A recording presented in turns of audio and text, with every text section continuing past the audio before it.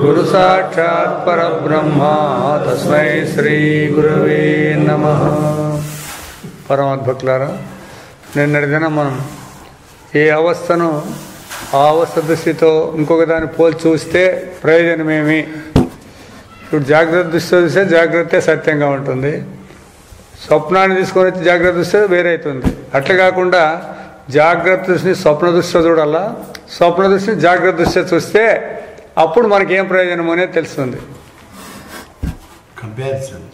అర్థమైనా? ఇప్పుడు కేవలం జాగ్రత్త దృష్టితోనే స్వప్నాన్ని చూసి ఇడిచిపెట్టకూడదు, స్వప్న దృష్టితో కూడా జాగ్రత్త దృష్టిని చూడాలా.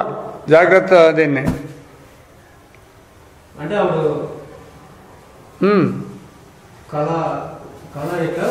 ఇప్పుడు కళ ఇక్కడ కూర్చొని మనం ఏమంటున్నాము, అది అసత్యము, పనికిరాంది అని అంటున్నాము, అవునా? అదేవిధంగా మీరు స్వప్నంలో ఉన్నప్పుడు జాగ్రత్త యొక్క వ్యవహారాన్ని చూస్తే ఎట్లుంటుంది అని స్వప్నం మాదిరి లేదన్నట్లే, అంతే. జాగ్రత్త దృష్టి స్వప్నంలో రా, అప్పుడు ఇది స్వప్నం అవుతుంది. అది బాగా స్వప్నం కానీ ఏదైనా కానీలేండి. ఇప్పుడు ప్రయోజనం ఎట్లుంటుంది అని ఇప్పుడు మనం ఏమనుకుంటున్నాం, ఇదే మాకు ప్రయోజనకారి అంటున్నారు, స్వప్నం మాకు ప్రయోజనకారి కాదు అంటున్నారు. అయితే స్వప్నంలో ఉన్నప్పుడు స్వప్నం ప్రయోజనకారి అయిందే, జాగ్రత్త దృష్టి జాగ్రత్త ప్రయోజనకారి అయిందే, స్వప్నమే ప్రయోజనం ఉంటుంది. కాబట్టి అప్పుడు ఏమర్థమయ్యా, ఏ దానికి రెండు కూడా తోపికలే. ఇది సత్యం అని అంటారు కదా, సత్యం అనకూడదు. ఇది తోపికే, అది తోపికే. ఎవరికి? సాక్షి అనుభవానికి. సాక్షి అనుభవానికి తోపికలని తెలిసిపోతే అప్పుడు దీని ముందు ఉండేటువంటి సత్యత్వ బుద్ధి తొలగిపోతుంది మనకి. దాని నుంచి సమస్య అప్పుడు తీరుతుంది. కానీ లేకపోతే జాగ్రత్త సత్యం అనేది ఎవరు ఇడిచిపెట్టే సాధ్యం కాదు. జాగ్రత్తలో కూర్చొని జాగ్రత్త అసత్యము, ఇది పనికిరాదు అనే భావన మనకి ఎన్ని ఏళ్ళు పోయినా కూడా కాదు, ఎన్ని జన్మలు ఎత్తినా కూడా కాదు. అట్లా కాకోకుండా నీ అనుభవాన్ని పరిశీలించినట్లయితే ఈ స్వప్నం ఉన్నప్పుడు ఈ జాగ్రత్త వ్యవహారం ఏమైనా నాకు అక్కడ పనికి వస్తుందే,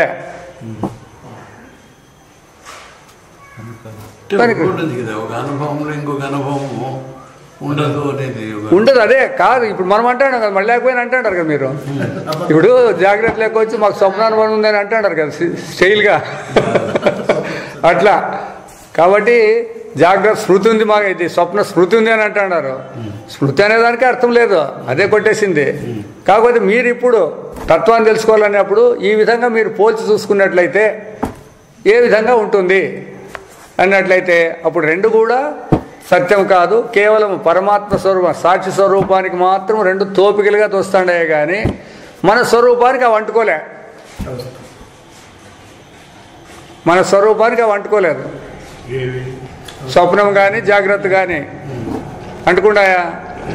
ఎప్పుడు నువ్వు వాటిని చూస్తాడావు అన్నప్పుడు అంటుకునే వీలేదు కదా. ఈ స్వప్న ప్రత్యయం మనకు జాగ్రత్తలో సాక్షి ద్వారా తెలియబడుతూ ఉంది కదా. సాక్షి ద్వారా సాక్షి చెప్తాండే అవి రెండు పనులు. కాబట్టి ఈ ప్రత్యయము అనుభవాన్ని తెలియజేస్తుంది కదా. అది అవునా? అది ఎవరు అనుభవం అని చెప్తాంది, అది తోపికల అనుభవం అని చెప్తాంది, ఒరిజినల్ అని చెప్పలేదు దానిని. అవి తోపికలు అని చెప్తాంది సాక్షి. అవి ఉండాయనిగా చెప్పేకొచ్చిండే. అది పరమాత్మను తెలియనప్పుడు తోస్తాంటాయి అవి. తాడు తెలియనప్పుడు పాము అని ఎట్లా తెలుస్తాడాయో అట్లా ఎవరికి తెలుస్తాడా అవి? నీకు కాదు. నీవేమో ఈ సత్యం అని అంటాడు, నువ్వేమో ధైర్యంగా అంటాడు ఇది అది పనికిరాందు, ఇది పనికి వచ్చేదే నువ్వేం డిసైడ్ చేసినావు. అయితే నీకు దాని అనుభవం ఉందే, దేని అనుభవం? స్వప్నం పనికిరాదని అనుభవం నీకుందే.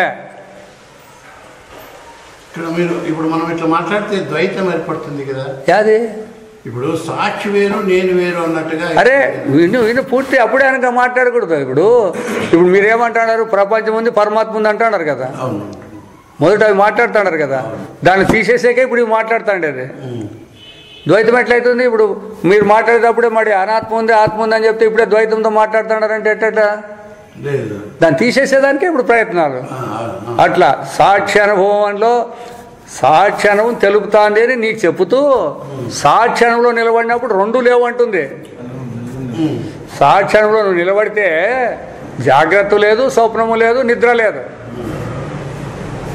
నీవు ఇప్పుడు మాట్లాడుతున్నావు కాబట్టి ఆ అనుభవం నా అనుభవం నువ్వు అంటున్నావు కాబట్టి ఇది జీవుని యొక్క అనుభవం కాదు, ప్రమాతృ యొక్క అనుభవం కాదు అని చెప్పేకంతే. నేను అజ్ఞానంతో నేను స్వప్నం చూస్తున్నాను అని చెప్పేసి అనుకుంటున్నా. స్వప్నం విషయాన్ని గురించి మాట్లాడుతున్నాను నా అజ్ఞానంలో. అయితే సాక్షి అనుభవం నుంచి మనం తెలుసుకుంటున్నాము ఆ యొక్క స్వప్నం. ఇప్పుడు కూడా నీకు తెలియదు, నువ్వు అంటాడావు కానీ ఇప్పుడు కూడా నీకు తెలియదు. అదే ఇప్పుడు కూడా నీకు తెలియదు. నేను స్వప్నంలో సాక్షి స్వరూపంగా ఉన్నానా లేదా? సాక్షికి నాకు తట్టుకుందా? నీవు సాక్షిగా లేవు, సాక్షి ఉండేది నువ్వు లేవు. నువ్వెట్లుంటావు? ఇప్పుడు సాక్షి అనుభవంలో నువ్వు ఉంటే ఈ అవస్థ ఎట్లా తెలుస్తుంది నీకు? అది గుర్తుపెట్టుకోండి అలా. కాబట్టి సాక్షి అనుభవంలోనే ఇవన్నీ పడినాయే కానీ ఇవి స్వతంత్రంగా ఉండాలనే దానికి లేదు, అధికారం లేదు. దాన్ని గుర్తించేదే మెయిన్. ఇప్పుడు మనమంతా పరమాత్మ స్వరూపుడు. దీని గురించి మనము నేను కొట్టేసినాము. నేను కొట్టేసేదే ఇక్కడ వేదాంతం అంతా కూడా. అనుభవానికి రండి. నిన్న చెప్పినామంతా పరమాత్మను తెలిపేకే ఈ వ్యవహారం అంతా. కానీ మీరుండారు వాళ్ళు లేరు అని చెప్పే క్వశ్చన్ లేవు. నాకు దానికి జ్ఞప్తుకుంది దీనికి జ్ఞప్తుకుంది అని నువ్వు అంటాడావు. అవి విరుద్ధము. కేవలము పరమాత్మ స్వరూపం ద్వారానే మూడు అవస్థలు ఉన్నాయి అనేది కలిపేకి వస్తుంది కానీ నీతో కాదు అనేది నిన్నంతా అయిపోయింది. అది అదంతా నిన్న అయిపోయింది కరెక్ట్గా. కాబట్టి ఇప్పటికీ ఈ విధంగా, ఎందుకంటే జాగ్రత్తకు స్వప్న సంబంధం లేదు, స్వప్నానికి జాగ్రత్త సంబంధం లేదు. అట్లా లేదనేప్పుడు మీకు స్మృతి అనేది ఎట్లా వచ్చింది? కేవలం సాక్షి ద్వారానే. అది ఇప్పుడు శాస్త్రం చెప్తాను మీకు. సాక్షి అనుభవాన్ని నువ్వేం చేస్తాడావు? నేను తెలుసుకుంటానని నీ స్వతంత్రంగా ఉపయోగిస్తాడావు. ఇడ నేను కలగాంచితిని అంటాడావు, నువ్వేం కలగాంచలే. అంటే పరమాత్మ యొక్క అనుభవాన్ని ఈ రీతిగా మనము అనుభవిస్తున్నాం కానీ వాటికి మనం ప్రాధాన్యత ఇవ్వడం లేదు. ప్రాధాన్యత ఇచ్చేది కాదు, ప్రాధాన్యత ఇచ్చేది కాకుండా దీనికి అనవసరమైన దానికి ఇస్తాంటారు. అది మీరు ఎట్లా మనము ఆ అనుభవానికి మనం పోవాలా? ఇక ఇంకో శంక ఇట్లా చెప్పినప్పటికీ కూడా అది మళ్ళా ఇంకా ఒక అనుమానం. ఏమని? జాగ్రత్తన స్వప్నముల గురించి విచారింపవచ్చును. ఏలైనా స్వప్నము జాగ్రత్త స్మృతికి గోచరించును. కానీ స్వప్నమున జాగ్రత్త కనబడు విధమును తెలుసుకుంటేట్లు అప్పుడు మనకు జాగ్రత్త స్మృతియే లేదు కదా. ఒకవేళ స్వప్నమును జాగ్రత్త విచారమనొచ్చు రీతి జాగ్రత్తను స్వప్న దృష్టితే విచారమనొచ్చటయు శక్యమని చెప్పినాను. ఒకవేళ మీరు అట్లన్నా కూడా విచారమనొచ్చు ఇప్పటి అవస్థా జ్ఞానమునకు విషయముల సమూహమే విషయమగును కదా. ఎందుకంటే అవస్థ కూడా మనకు తెలియబడుతుంది, విషయమవుతుంది. అవస్థలో ఉండే విషయం కూడా విషయమవుతుంది. అది చాలా ముఖ్యంగా గుర్తుపెట్టుకోండి. అలా ఇప్పుడు మనకి ఇక్కడ ఈ అవస్థలో నేను విషయి, నాకు తెలియబడేంత విషయం ఈడు పెట్టుకున్నారు. అయితే సాక్షి స్వరూపానికి ఈ అవస్థే విషయమవుతుంది అన్నప్పుడు ఈ విషయం ఏడుంటారు వీళ్ళు? అంత విషయం అయిపోతుంది. కాబట్టి ఆ విషయం అనేది సాక్షి స్వతంత్రంగా ఉండేకి లేదు. కాబట్టి ఒక జాగ్రత్తలోనే విషయాన్ని ఏర్పాటు చెప్పేకి ఎవరికి కాదు, రెండు ఒకటేనే. ఇప్పుడు విషయము రెండు ఒకటేనే ఎవరికి ఎట్లా చెప్పేకి వస్తుంది? మీకు సాధ్యమా? ఇప్పుడు విషయంలో నాకు స్తంభం తెలియబడుతుంది, నేను తెలుసుకునేవాడు. ఈ రెండు విషయం కావాలంటే ఎట్లయితే ఈడ అవస్థలో అట్లా ఎవరు ఏర్పరచుకుంటే సాధ్యం కాదు. ఇక్కడ సీక్రెసీ ఉంది. ఇప్పుడు ఎప్పుడైతే దృక్కు దృశ్యాన్ని చూస్తుందో రెండు ఒకటి ఏకమవుతుంది అనే ఒక రహస్యం ఒకటి. అదే చెప్పేది, అన్ని విషయం కావాలా, ఇవంతా విషయాలు మిగులుకూడదు ఎక్కడే కానీ ఇంకా. కాబట్టి కేవలం పరమాత్మయే విషయి లేదా దృక్స్వరూపుడు అనేది రావాలా. ఆ దృక్స్వరూపుడు అని కూడా ఎప్పుడు దృశ్యం ఉన్నప్పుడే ఆయన దృక్స్వరూపుడు అనే పదం కూడా వచ్చేది. అయితే విచారించినట్లయితే ఆ దృశ్యం అనేది దృక్కును విడిచి స్వతంత్రంగా ఉందే అంటే స్వతంత్రంగా లేదు అన్నప్పుడు ఉండేది అద్వితీయమైన పరమాత్మ స్వరూపం అనేది బోధపడాలి మనకి. అది మాకు కనపడుతుంది కదా, మేము ఉండాము కదా అంటే మీరిద్దరు కూడా పరమాత్మ సాక్షాత్ములో విషయమే. అందువల్ల విషయం ఎప్పుడు సత్యం కాదు, అది కూడా బాగా ధైర్యంగా పెట్టుకోండి, ఏం పర్వాలేదు. ఇప్పుడు ప్రపంచం మాకు కనపడుతున్న విషయం అంటే సత్యం కాదు, అది వ్యవహారానికి సత్యం, అది మర్చిపోతాడు. మళ్ళీ వాదన చేసేటప్పుడు ఇది కూడా జ్ఞప్తి పెట్టుకొని ఉండాలి మీరు. ఎందుకంటే విషయ ప్రపంచం సత్యం కాదు అని నేను చెప్పినప్పుడు మీరు అడగలేదు, ఎవరు కూడా ఎట్లా కాదు అని అడగల. వాళ్ళు అంటారు ఏమో ప్రపంచం అటు ఎట్లయితుంది అది అని అడుగుతారు. మీరు చెప్పాలి అప్పుడు సత్యం కాదనేదానికి ఒకటే నిదర్శనము, వికారం చెందకూడదు, మార్పు చెందకూడదు. మరి మీ ప్రపంచం వికారం చెందదా, మార్పు చెందదా? మార్పు చెందుతుంది, వికారం చెందుతుంది, నిద్రలో లేకుండా పోతుంది. కాబట్టి అదే సత్యమవుతుంది. కాబట్టి ఈ విషయాలన్నీ కూడా జ్ఞప్తికి పెట్టుకుంటేనే మీరు మనకు ఆర్గ్యూ చేసేకి వచ్చేదన్నమాట. అది వీళ్ళంతా ఏమి అవస్థలోనే విచారాలు పెట్టుకున్నారు ఈ వేదాంతులంతా. ఎందుకంటే జాగ్రత్త ఒకటే సత్యం అని పెట్టుకొని దీంట్లోనే కదా మనకు సుఖ దుఃఖాలు కష్ట నష్టాలు ఉండేది, దీనిని మనం పోగొట్టుకుంటే ఉంది. కానీ దాని గురించి ఏంటికేని అంటున్నారు వీళ్ళు. దాని గురించి ఏంటికంటే అవి ఏంటికి వచ్చినాయంటే చెప్పలేక చేత కాదు. మళ్ళా స్వప్నం ఎందుకు వచ్చింది మీకంటే చెప్పలేరు, నిద్ర ఎందుకు వచ్చిందంటే చెప్పలేరు. చెప్తారా ఎవరన్నా? స్వప్నం వచ్చేదానికి కారణం ఏం చెప్పండి చూస్తాము. ఏ కారణం లేదు. దేవుడు మార్గాన్ని ఏర్పరిచినాడు అని చెప్పి చెప్తున్నారు కదా. దేవుడు ఒక మార్గాన్ని ఏర్పరిచినాడు పురుషోత్తమును అందుకునేదానికి పరమాత్మ. అది వేరే కదా, దాన్ని మీరు అందుకుంటే లేదు కదా. జాగ్రత్త ప్రపంచమే సత్యం అంటే దేవుడు ఆడు ఉన్నాడు మీకు. అంటే ఈ మూడు అనుభవాలతో చూపిస్తూ ఈ విధంగా మీరు అవును ఎట్లా సరే మీ విధంగానే చెప్దామప్పా. ఇప్పుడు ప్రపంచం సత్యం అన్నారు, పరమాత్మ సత్యమే కదా. మరి ఇప్పుడు రెండు సత్యమైనప్పుడు మీరు ఎట్లా పరమాత్మ చూపిస్తారు నేను అడుగుతాను. మీరు ఎట్లా చూపిస్తారు అని ప్రపంచాన్ని సత్యత్వం చూపించినాక ఇంక పరమాత్మ ఏమి విశిష్టత ఉంది. కాబట్టి సృష్టి లేదు, ఉండేది పరమాత్మ అనేదే రావాలి ఇక్కడ. మార్గం చూపించినారు ఎట్లా, ఇది అధ్యారోప దృష్టిలో చూపించాలి అంతేగాని అది ప్రపంచం ఒకటి ఉంది దీని ద్వారా మీరు తెలుసుకుంటారు అనేది కాదు ఇక్కడ మాట్లాడాల్సింది. అది అభివ్యక్తం కోసం నేనే చేసినానంటాను. నా యొక్క అభివ్యక్తం కోసం ఈ ప్రపంచాన్ని నేను సృష్టించినానంటే మీరు అనుకుంటారు అట్లా నా మాయతో సృష్టించినాడు కాదు మనం అనుకోవాలి. ఇప్పుడు భగవంతుడు ఏమన్నాడు, ఈ నా మాయతో ఈ ప్రపంచం అంతా ఉందన్నాడప్ప. మరి మీరు మాయతో ప్రపంచం ఉందంటే దాన్ని మాయ అనుకుంటున్నారా సత్యం అనుకుంటున్నారా? దాన్ని ఏమన్నా ఉన్నిలే మనం మాట్లాడదాం. ఇప్పుడు నువ్వు మాట్లాడిన దానికి నేను మాట్లాడతా. ప్రపంచమే భగవంతుడు ఏం చెప్పాడు, నా మాయతో ఇదంతా సృష్టించినాను అన్నాడు. గాడి వాడు మాయతో సృష్టించినంత సత్యమా? మరి భగవంతుడు సృష్టించినది మాత్రం ఎట్లా సత్యం అవుతుంది? మరి మీరు దాన్ని సత్యం అంటున్నారు కదా. మరి నా మాయ అని చెప్పేసినాడు కదా. మరి ఇప్పుడు మాయతో అయింది అదే సత్యం అని. మరి మీరు అక్కడ ప్రపంచాన్ని గురించి మాయ అనలేదు అతను. ఆపరేయమిత సంజ్ఞం ఏతద్యోనీని భూతాని సర్వాణి ద్యుపధారయ అహం కృష్ణస్య జగతః ప్రవాహ ప్రళయస్తథ అన్నాడు. మూడు పదాలు మూడేంటివే సృష్టించినాను అని చెప్పి నిరాఘాట సృష్టించినాడు, సృష్టించి ఆడబెట్టినాడు అని చెప్పినాడు, బయట సృష్టించినాడని చెప్పినాడా? అయితే నేను సృష్టించాను కానీ ఈ సృష్టించి నన్ను నేను అభివ్యక్తం చేసుకుంటున్నాను. అయితే మీరు దైవీహేషం గుణమయం అన్నీ చెప్పద్దు, ఈ మూడు దానికి చెప్పు, ఆయనకు మళ్ళీ మాట్లాడదాం. ఇప్పుడు సృష్టి చేసినాడు, ప్రవాహ ప్రళయస్తత, సృష్టి చేసినాను, స్థితి చేసినాను, లయం చేస్తానన్నాడు. ఈ మూడు ఎవరిలో జరిగినాయి? అతనిలోనే. మరి అతనే సత్యం అంతే. నువ్వెందుకు సత్యం అవుతావు? అతన్ని నేను అనుకునేంత వరకు అది సాధ్యం కాదు. మరి అందుకే చెప్పేది, దానికి భగవంతుడు ఎట్ట చెప్పినాడు అన్నట్లయితే మీరు తప్పుగా ఇట్లా అర్థం చేసుకుంటారు కాబట్టి ప్రపంచం పుట్టింది, స్థితి చెందుతుంది, లయం చెందుతుంది అంటే అవి స్వతంత్రంగా కాదు. నా మాయలోనే దాన్ని పుట్టించిన, నా మాయలోనే స్థితి చేసిన, నా మాయలోనే లయం చేస్తాను అంతే. అట్లా చెప్పిన అందుకోసమే మమ్మ మాయ దురత్యాయ అన్నాడు. నా మాయను మీరు దాటలేరు. మరి ఎప్పుడు దాటుతారు? నన్ను ఆశ్రయిస్తే. నన్ను ఆశ్రయాలంటే ఇప్పుడు ఎవరిని ఆశ్రయించాలి మనము? పరమాత్మ అంటే ఏమిటది? మరి దీన్ని మీ స్వరూపాన్ని ఆశ్రయిస్తే మీరు దాని నుంచి బయటపడతారు. అట్లా అదే మాట చెప్పాను. మీరు అక్కడికి రావాలన్నమాట. అట్లా రావాలా? అదేదో ఆయన ఉన్నాడు, పరమాత్మ ఉన్నాడు, ఆయన ఆశిస్తాం కాదు. ఇప్పుడు సాకారానికి చెప్తారు శాస్త్రము. సాకారానికి భగవంతుడు ఉన్నాడు, వ్యవహారం దృష్టిలో భగవంతుడు ఉన్నాడు, ఆయన మీరు పూజించాలా, మీకు ఇస్తాడు అని చెప్పి ఇది వ్యవహారమే.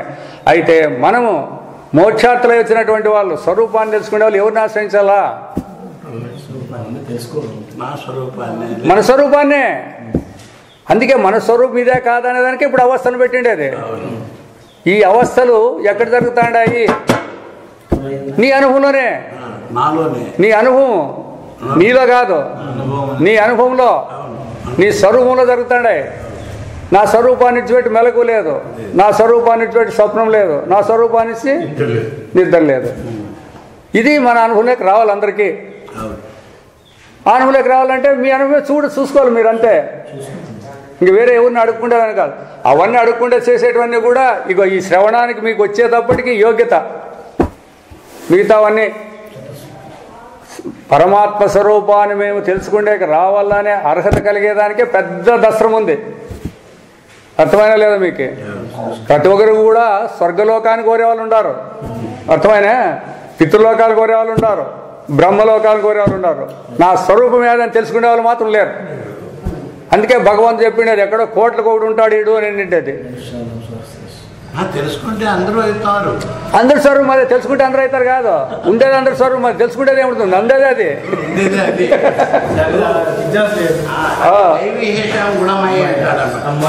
అందుకే ప్రకృతి గుణాలు ప్రకృతి పని చేస్తాండాయి.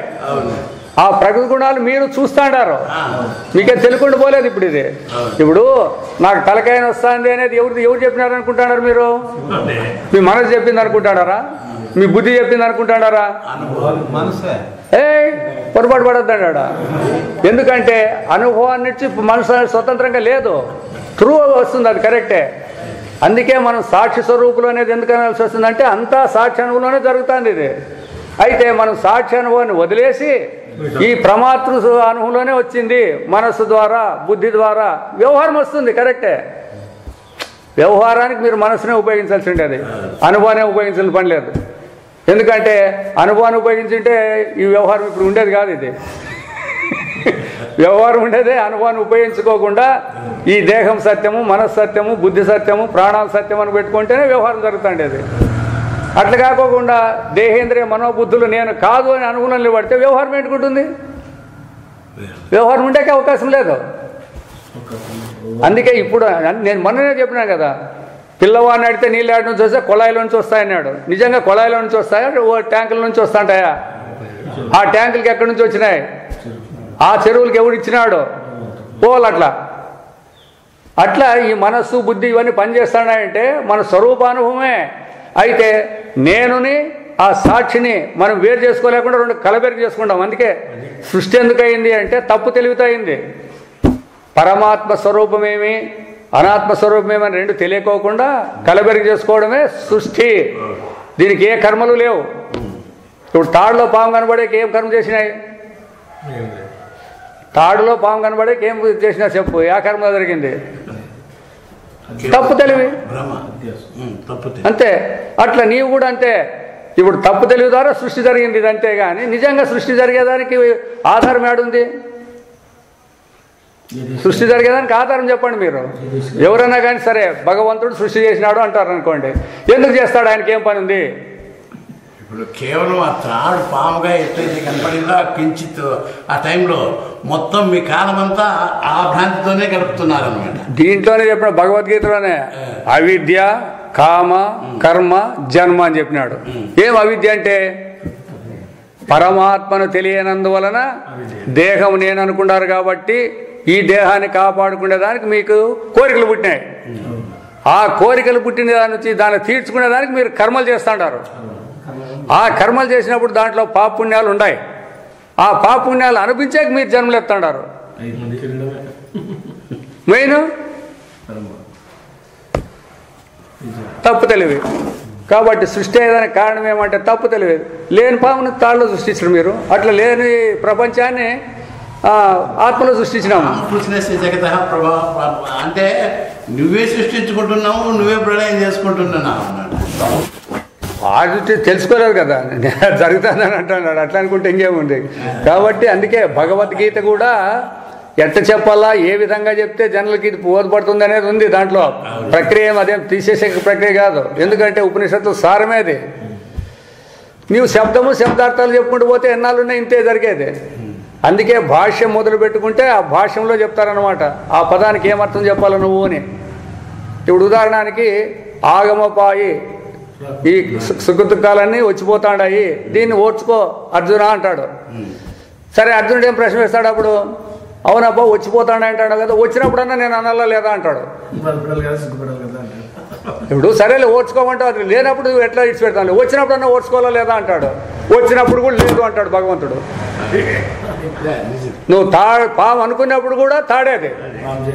మరి ఎక్కడ నీ అంతఃకరణంలో కల్పన అంతే, అది వికల్పం అని. ఇట్లా ఆ ఆగమాపాయ అనే దాన్ని కూడా తీసేస్తాడు. వీళ్ళు ఏం పట్టుకుంటారంటే వచ్చినప్పుడన్నా ఉంటుంది కదా అని వ్యాఖ్యానకారులు పట్టుకొని వచ్చినప్పుడన్నా ఉందా లేదా ప్రపంచము అని ఇట్లా అడుగుతారు. వచ్చినప్పుడు లేదు, ఎప్పుడూ లేదు. వచ్చిందైతే ఉండాలి కదా. మరి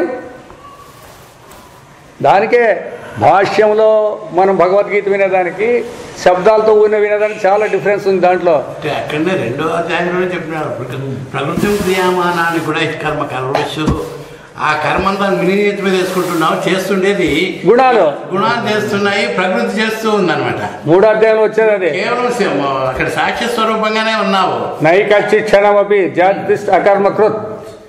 ఎందుకు? ప్రకృతి వశ. ప్రకృతిలో నువ్వు వశమైపోయినావు. ప్రకృతికి అవసరం కాకుండా ఉంటే అది జరగదు. వశుడైపోయినావు, అవి జరుగుతాయి. దాన్ని నువ్వు చూసేవాడుగా ఉండవు.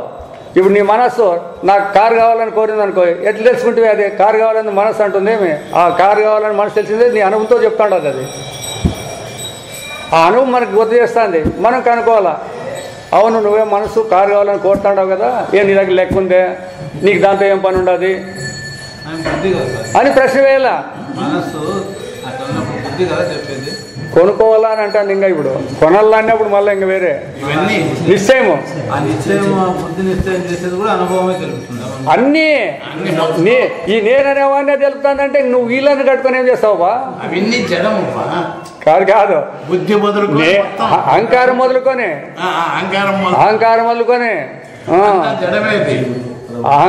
మొదలుకొని అంతా జడమే. కేవలం చెప్తు కదా, ఇప్పుడు బల్బు అంటే జడమా చైతన్యమా? మరి వెలుగుతుంది అన్నప్పుడు కరెంటే కదా. అట్లా ఇది కూడా అంతే. అందుకే చెప్పేది, ఎందుకు ఇది జడము అనేవనుకో. ఎందుకు ఇది జడము అంటే ఈ దేహాలు దేంతో తయారైనాయి? పంచభూతాలు. జడమా చైతన్యమా? గాలి తట్టుకో గాలి ఆడగలుగుతాడు చూపి, గాలి కలిగినట్టు చూపి. చెట్లు కలిలాడతాడు, చెట్లు అల్లాడతాడు, గాలి కలిలాడినాడు చూపి. అగా ఆ మాట మాట్లాడద్దు. నీవు గాలిని చూసినావా, చెట్లు అల్లాడి చూసినావా?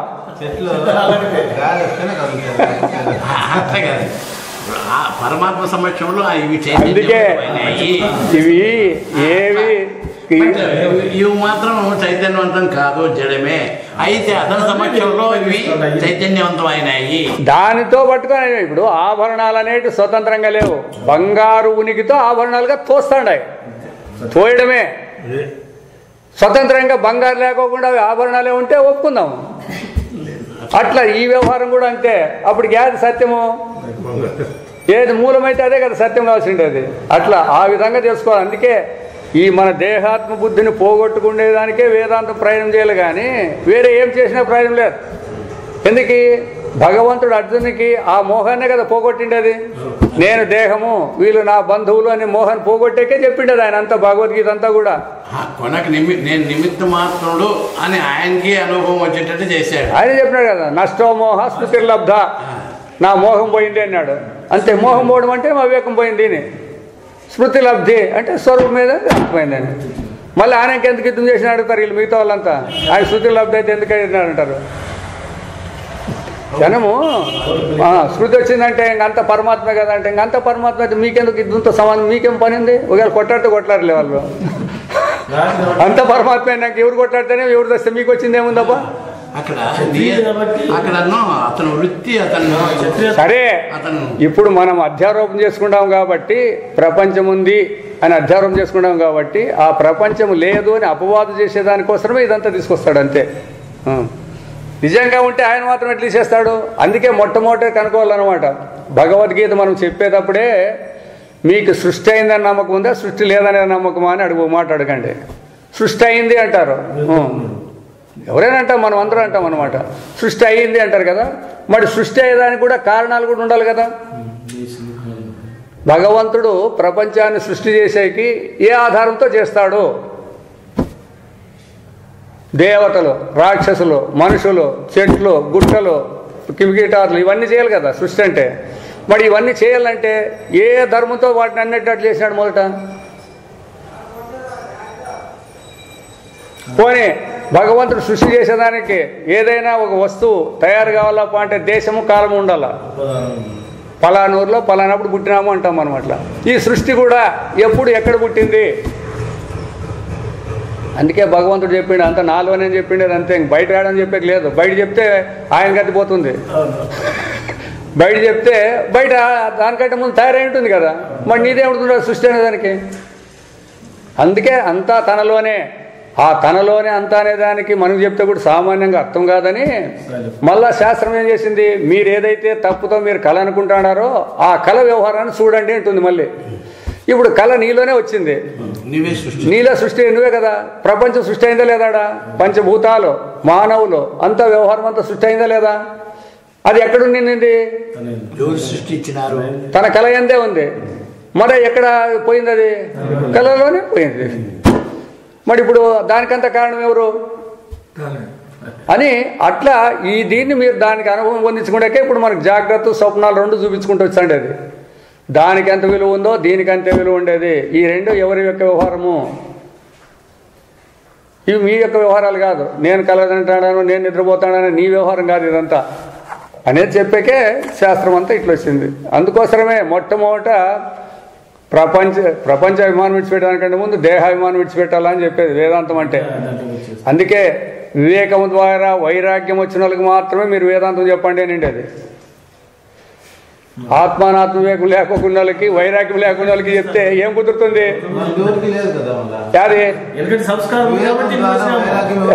ఎవరికి లేదు. ఏంటికి వచ్చి ఇప్పుడు అంగిట్లేక పోయినా, ఊరినే పోయి చూసేకి పోయి ఉంటావు, ఏదైనా కొనుక్కుంటే పోయినా దుడ్లు ఉంటేనే పోయి ఉంటావు. ఏమో పైకి ఇంటికి వచ్చినావంటే ఊరిని చూసేకి వచ్చినానంటావు ఆడ. అప్పటికి నాకు వైరాగ్యం లేదంటున్నారు కదా.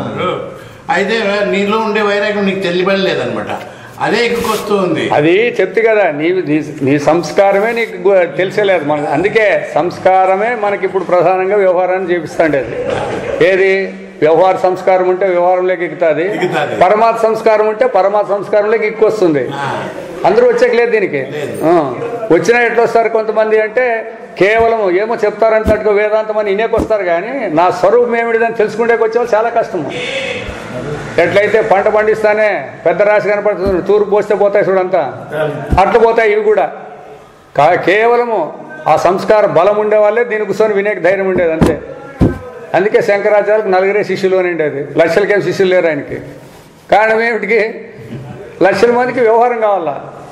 అందుకే శాస్త్రం కూడా 4 వేదాలు అయినా చెప్తే 3/4 వేదం అంతా కూడా వాళ్ళకే చెప్పింది. ఎవరికి? అజ్ఞానుల కోసమే చెప్పింది. కర్మకాండ, ఉపాసన అదంతా వాళ్ళకే చెప్పిండేది. వేదాంతులకు మాత్రం చివరిలో వేద అంతము చివరిలో రోంత చెప్పింది అనమాట. ఎందుకు? వాళ్ళకి ఇవన్నీ లేవు, అది ఒకటే కావాలి కాబట్టి దాన్ని వేదాంతంలో చెప్పింది అనమాట. అది అది ఉపనిషత్తుల ద్వారా మనకు తెలుస్తుంది. అందుకే ఉపనిషత్తుల ద్వారానే పరమాత్మ స్వరూపం తెలుసుకుంటేకి వస్తుంది. భగవద్గీత కూడా ఉపనిషత్తుల సారం అని చెప్పినారు. మరి అప్పుడు దాంట్లో కూడా తెలుసుకుంటే రావాలి మనకి. ఎందుకంటే ఈ అవస్థా భాగమునకు అవస్థా జ్ఞానం విషయముల సమూహమే విషయమగును కదా. ఇప్పుడు మనం ఈ జాగ్రత్త అవస్థ అనిపిస్తున్నామంటే ఏమి జాగ్రత్త అవస్థ యొక్క వ్యవహారము? తెలుసుకునేవాడు ఉండవు, తెలియబడే విషయాలు ఉన్నాయి. ఇదే కదా మీరు పని చేస్తాండేది. ఇంతేనా మీరు ఏమైనా చేస్తున్నారా దీంట్లో?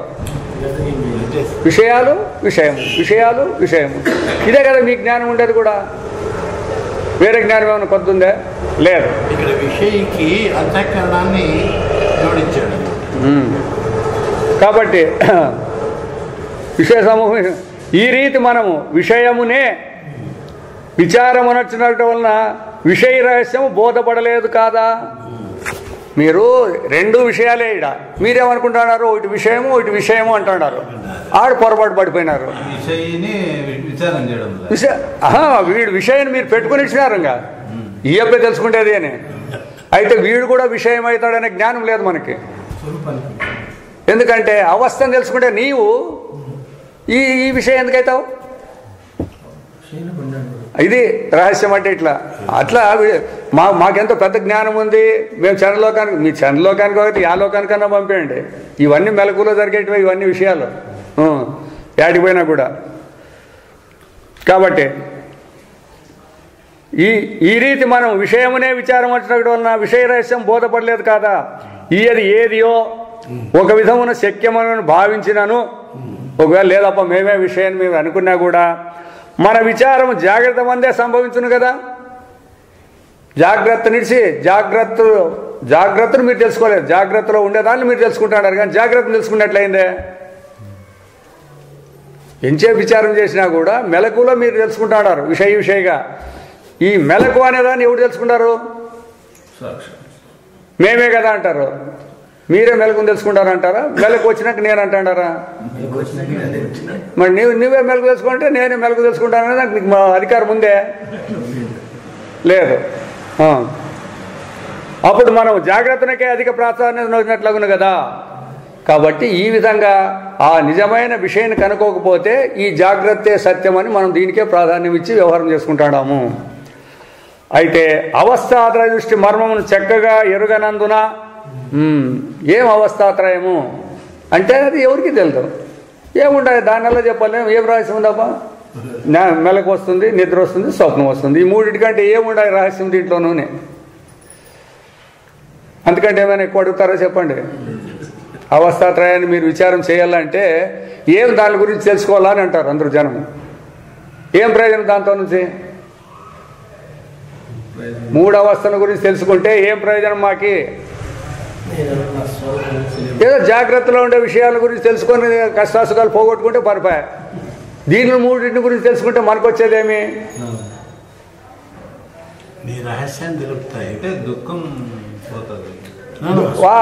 అరే దుఃఖం పోతుంది అని ఎవరు వేదాంతంలో చెప్పినాక వింటాడారు. దుఃఖం పోతుంది అనేటటువంటి వేదాంతమనేకి వస్తాను, కానీ సామాన్లు సమకూర్చుకునేకి ఎందుకు పోతాండ్రి? విషయాలు సంపాదించేకి ఎందుకు పోతాండ్రి? విషయాలతో దుఃఖం పోతుంది అనుకున్నామే కానీ ఆత్మతత్వంతో పోతుందని ఎవరికి తెలుసునే. అందుకే శోకమోహ నివృత్తి కావాలప్ప అంటే ఆత్మజ్ఞానం అయితే తప్ప ఏ లోకాలకు పోయినా, ఎన్ని లోకాలు సంపాదించినా, ఎంత మేధావులైనా కూడా అది మాత్రం వదిలేదు, ఎవరిని వదిలేదు. అట్లా మీరు పురాణాల్లో చూసుకోవచ్చు, దేవతల గురించి కూడా చూసుకోవచ్చు. దేవేంద్రుడు ఎన్ని అవస్థలు పడినాడు? స్వర్గానికి అధిపతి, దేవతలకు అధిపతి. మనకు దేవతల అధిపతులు, వాళ్ళకి అధిపతి ఆయనే చెట్లు గుట్లు పట్టినాడు. ఎందుకు పట్టినాడు అట్లా? మరి రాక్షసులకు భయపడి. మరి స్వర్గలోకానికి అధిపతికి భయం ఉండాలా, లేదా కష్టాలు ఉండాలా? ఏడిపోయి దాపెట్టుకున్నాడు, ఎక్కడెక్కడో పనికిరాని చోటుపోయి దాపెట్టుకున్నాడు ఆయన ఇంద్రుడు. ఎందుకు పట్టింది మరి ఆ గతి అంటే ఈ భౌతికమైన విషయం ఎంతగానో ఉన్నా కూడా, ఆ ఆది భౌతికమైన విషయం ఎంతన్నా ఉన్నాయి, ఆధ్యాత్మిక విషయం ఎంతన్నా ఉన్నాయి, ఆధ్యాత్మికం ఎంత ఉన్నా కూడా దుఃఖం మాత్రం వదిలేదు మిమ్మల్ని. ఈ మూడు లేవు అని గుర్తించినప్పుడు మాత్రమే తెలిసిపోతుంది. ఈ మూడు లేవని తెలుసాలంటే ఎప్పుడు నీ స్వరూప జ్ఞానం అయితే తప్ప తెలిసట్లేదు. ఈ 3 కనపడతానే ఉంటాయి అందరికీ. ఎంతవరకు అజ్ఞానులుగా ఉండమో అంతవరకు ఇది ఉండే ఉంటాయి. అందుకే అజ్ఞానులకు వేదాంత విషయం చెప్పితే కూడా సరిపోదు, వాళ్ళు కూడా ఎదురుపడతారు మీతో అని చెప్పిండే. అదే మీరేదో విన్నారు ఇక్కడ, ఎవరికైనా చెప్పకపోతే వాళ్ళు మీకు బుద్ధి లేకపోండి, మీకంటే పని లేదు వాళ్ళకి పని లేదు విన్నారు, కానీ మాకెందుకు చెప్తారని అడుగుతారు వాళ్ళు. అందుకే అట్లా వాళ్ళ దగ్గర ఉప్పద్దాడు దర్శనం దీన్ని. ఎవరో మనతో పాటు వినేవాళ్ళు ఉంటే ఏమోపాయి దీని కథ ఎట్లా అంటే వీటి ఇట్లుందని చెప్పాలి, కానీ మేము వేదాన్ని చెప్తాను బజార్లో పరుచుకుంటే ఎవరు రాలేసిపోతారు అంతే. అందుకే అప్పుడు అడవులలో ఉంటే వాళ్ళు ఎక్కడో ఆశ్రమాల్లో ఉంటే వీళ్ళు రాజులు కావచ్చు ఎవడైనా కావచ్చు రాజ్యాలు ఇడిచిపెట్టి అన్ని ఇడిచిపెట్టి మాకు అదే కావాలని వాళ్ళ దగ్గరికి పోయినప్పుడు వాళ్ళు డైరెక్ట్గా చెప్పలేదు, ఈ వచ్చినోడు దానికోసమే వచ్చినాడు, ఇంకా ఏమైనా పని మీద వచ్చినాడా అని 1 సంవత్సరం 2 సంవత్సరాలు వాళ్ళ యొక్క వ్యవహారాన్ని పరీక్ష చేసినాక బోధ చేసినారు దీనిని. అధ్యాత్మ విద్య అంటే అంత సన్నదేం కాదు ఇది. ఇప్పుడు ఏం చేస్తున్నారు, ఏమబ్బా 1000 ఇస్తే మీ ఊర్లో 10 దినాలు చెప్పిపోతామని వస్తున్నారు. అవి 1000 రూపాయలు కట్టుకుంటారు. కలికి భగవాన్ది 1000 రూపాయలు 10,000 ఇస్తే మోసం ఇస్తామన్నట్టు అండి. అట్లా ఇది కూడా వస్తుంది అనుకుంటారు. ఎట్లా సరిపోతుంది అది? సరిపోయేది కాదు ఇది. కాబట్టి అవస్థా దృష్టి మర్మమును చక్కగా ఎరుగనందున ఈ సంశయం ఉత్పన్నమైన. ఎట్లనా ఏమో సంశయం అంటే జాగ్రత్తన స్వప్న శృతి కలదు అంటే మెలకువలో మీరు స్వప్నాన్ని గురించి చెప్తారు అని అర్థం. ఇది ఏం కొత్త పదం కాదు ఇది. మనమందరూ లేచినాక ఒక స్వప్నం వచ్చింటే వేరే ఒక చెప్పే పోతాంటాము, దాన్ని మెలకువలో స్వప్న స్మృతి ఉంది అని దాని పదం.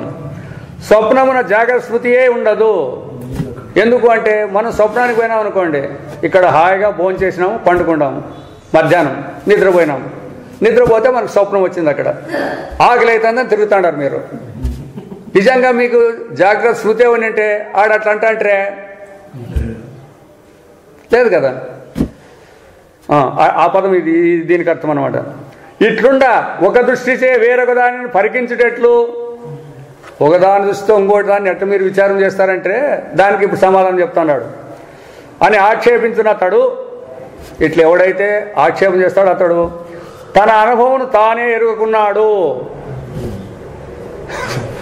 ఇట్లా ఎవడు ప్రశ్న వేసినాడంటే తన యొక్క అనుభవం ఏమిటి అనేది మనకు తెలియకనే ఈ విధంగా ఒకదాని నుంచి ఇంకోటి ఎట్లా ప్రశ్న వేస్తాడు అని అడుగుతాడు. మరి ఒకదాని నుంచి ఒకటి ఎట్లా చేయకున్నప్పుడు స్వప్న స్మృతి జాగ్రత్తలో కలుగుతాను ఎట్లాంటివి?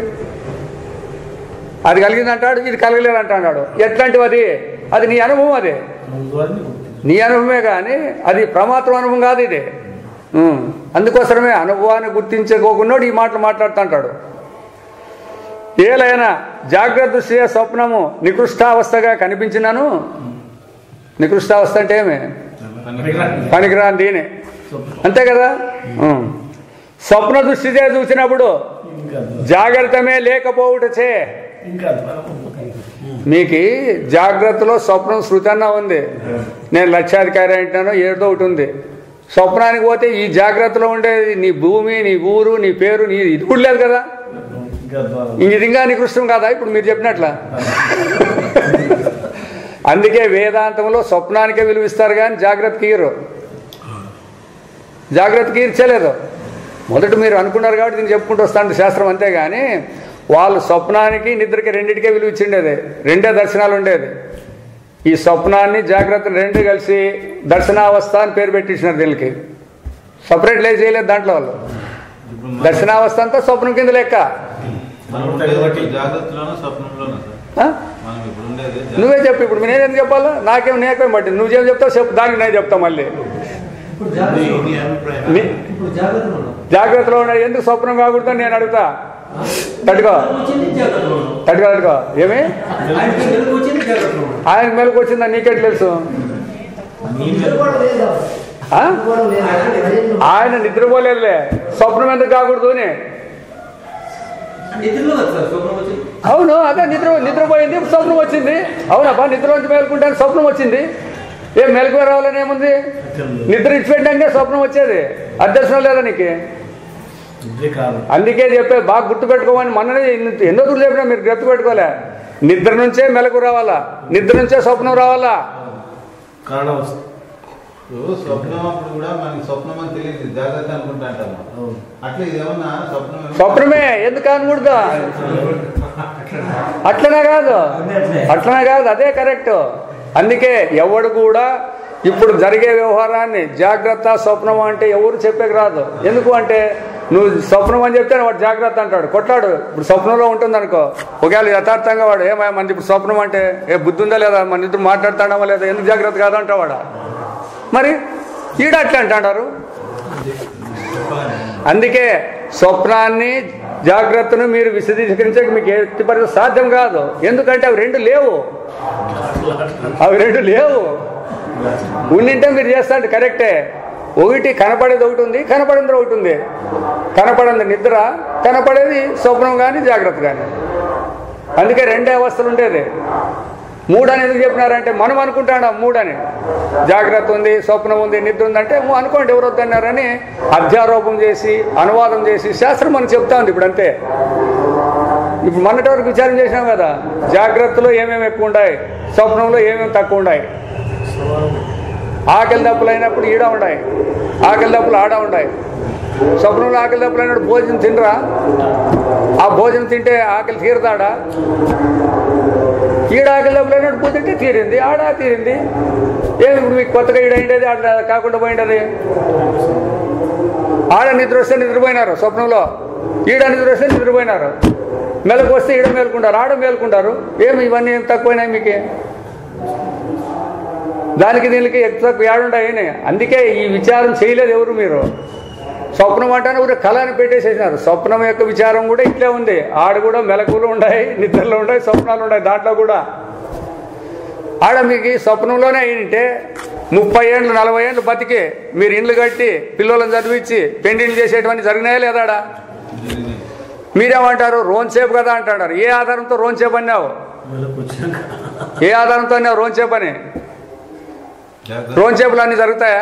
అందుకే శాస్త్రం చెప్తుంది ఈ జాగ్రత్త కాలము జాగ్రత్త దేశానికంటే స్వప్న కాలము స్వప్న దేహం ఎక్కువ. ఎందుకంటే మీరు రోంత అంటున్నారు చూడండి, ఆ రోంతలో నన్ను జరిగినాయి, మీకు ఈడు ఏండ్లు పడుతున్నాయి. మరి ఇది గొప్ప అది గొప్ప? మరి విచారం చేస్తే ఉండదు దీని కథ. ఆడ నాదేని కొట్లాడుతాడావు వెలుగు వచ్చే వరకు కొట్లాడతావా లేదా? లేవా స్వప్నం ఎందుకు కొట్లాడతారు ఇదంటే ఎవరు చెప్పినండి కానీ అంటావా లేదా? కాబట్టి ఏ విషయంలోనూ దానికి దీనికి వెంట్రుక వాసి కూడా భేదం లేదని చెప్తుంది. అయితే చూసుకుంటే ఈ శక్తి మనకు ఉండాల. అందుకే మనస్సుకి సంస్కారం కలిగితే ఆ విచారం చేసే శక్తి వస్తుంది. ఏం పెద్ద కష్టమేం కాదు అది. ఎప్పుడు నాకు పరమాత్మే తెలుసుకోవాలన్నప్పుడు అంతే, మిగతాదప్పుడేం కాదు. ఇప్పుడు స్వప్నానికి జాగ్రత్తకు ఇది స్థూలమైనటువంటి జీవితము, అది సూక్ష్మమైనది అని నీవు చెప్తాండావు. అదే నేను చెప్తాండే. అది తట్టుకోండు. స్థూలము సూక్ష్మని నువ్వు చెప్తాండావు. ఆడ బూదినేటప్పుడు అది సూక్ష్మమా స్థూలమా? ఆడ నోరు ఉందా లేదా, దేహం ఉందా లేదా? మరి స్థూలాలు కాదు అవి. ఇక్కడ మనము ఏర్పరచుకుంటాము. మనసులో జరుగుతుందని పెట్టుకొని అది సూక్ష్మము, దేహంతో జరుగుతుంది కాబట్టి ఇది స్థూలము అని మనం ఏర్పరచుకునే నియమాలు. అనుభవం కాదు. అనుభవంలో అట్లుంటే చెప్పండి, స్థూలము సూక్ష్మం ఉంటే. వీటి గురించి కొంచెం వివరించండి. స్థూలమును తర్వాత అక్కడ సూక్ష్మంగా మనకు 20-50 ఏళ్ళ జీవితం వితిన్ 10 నిమిషాల్లో జరిగిపోతుంది. ఇక్కడేమో 50 ఏళ్ళు కావాలి. 50 ఏళ్ళు పడుతుంది అంటున్నారు. సరే, అక్కడ నీవే 50 ఏళ్ళు బతికినావా? ఈ ప్రమాత్రం పోయాడా ఇక్కడ స్వప్నంలో? అందుకే ఈడే పొరపాటు జరిగింది. ఆ శృతి అనే దాంట్లోనే పొరపాటు జరిగింది. నీవు ఏర్పరిచిండేదే తప్పు. ఆ డిఫరెన్స్ తెలుసుకోవాలా? ఆ డిఫరెన్స్ తెలుసుకునేది ఏం లేదు. నిన్న ఎప్పుడు వచ్చేది అదే. మనస్సులో స్వప్నం జాగ్రత్త వాసనాజన్యం అని చెప్పినారు వాళ్ళు. దాన్నే జనం పట్టుకుంటారు. మరి వాసనాజన్యం కాకపోతే ఇంకా సూక్ష్మం ఎట్లయితుంది అది? వాసనాజన్యం అని అందరికి జనానికి బోధ చేసినారు కాబట్టి మనస్సు యొక్క వాసనే అట్లా జరుగుతుంది. ఎందుకంటే ఇప్పుడు ఒక వ్యవహారం మనం ఎక్కడైనా జరిగింటాము, దాన్ని పోతే చెప్తాము, ఆ వస్తువులేమి లేవు, అయినా మనస్సు యొక్క వాసనతో అనుతో చెప్తాడో లేదా? అట్లా మీరు కూడా ఇట్లా చేసుకుంటాడారు అని వీళ్ళు చెప్పేసినారు, ప్రతిపాదించేసినారు పెద్ద మనుషులంతా, వ్యాఖ్యానకారులంతా. దాన్నే జనం పట్టుకొని స్థూలము సూక్ష్మము అంటున్నారు. అందుకే శాస్త్రం కూడా చెప్తుంది స్థూలము సూక్ష్మము అని చెప్పే రెండు కూడా తప్పు తెలివిలోటివే కానీ అనుభవంలో కాదు లేవు ఇవి. ఆ డిఫరెన్స్ తెలుసుకుంటే కొంచెం ఈయన కొంచెం పెరిగే అవకాశం ఉంది.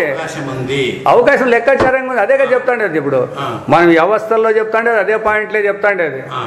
స్థూలము సూక్ష్మం అనేటి రెండు లేవు. ఆడున్నప్పుడు కూడా స్థూలంగానే ఉందని వ్యవహారం చేస్తాడారు, ఈడున్నప్పుడు కూడా స్థూలంగా ఉందని వ్యవహారం చేస్తాడారు. ఆడ మనస్సుతోనే మీరు చేసేటట్లుంటే ఇప్పుడు నువ్వు ఉండవు, నీ మనస్సు ఉంది, ఈడు రొంత భూ తయారు చేయి లేదా గడ్డి పోసి తయారు చేయి, వాసనతోనే ఆడు ప్రపంచం ముట్టిస్తున్నాడు, ఇది రొంత చేయి ఈడ, అది తెలుసుకోవాలి. అదే మరి దిన్ను ఆర్గ్యుమెంట్ వస్తుంది కదా అది.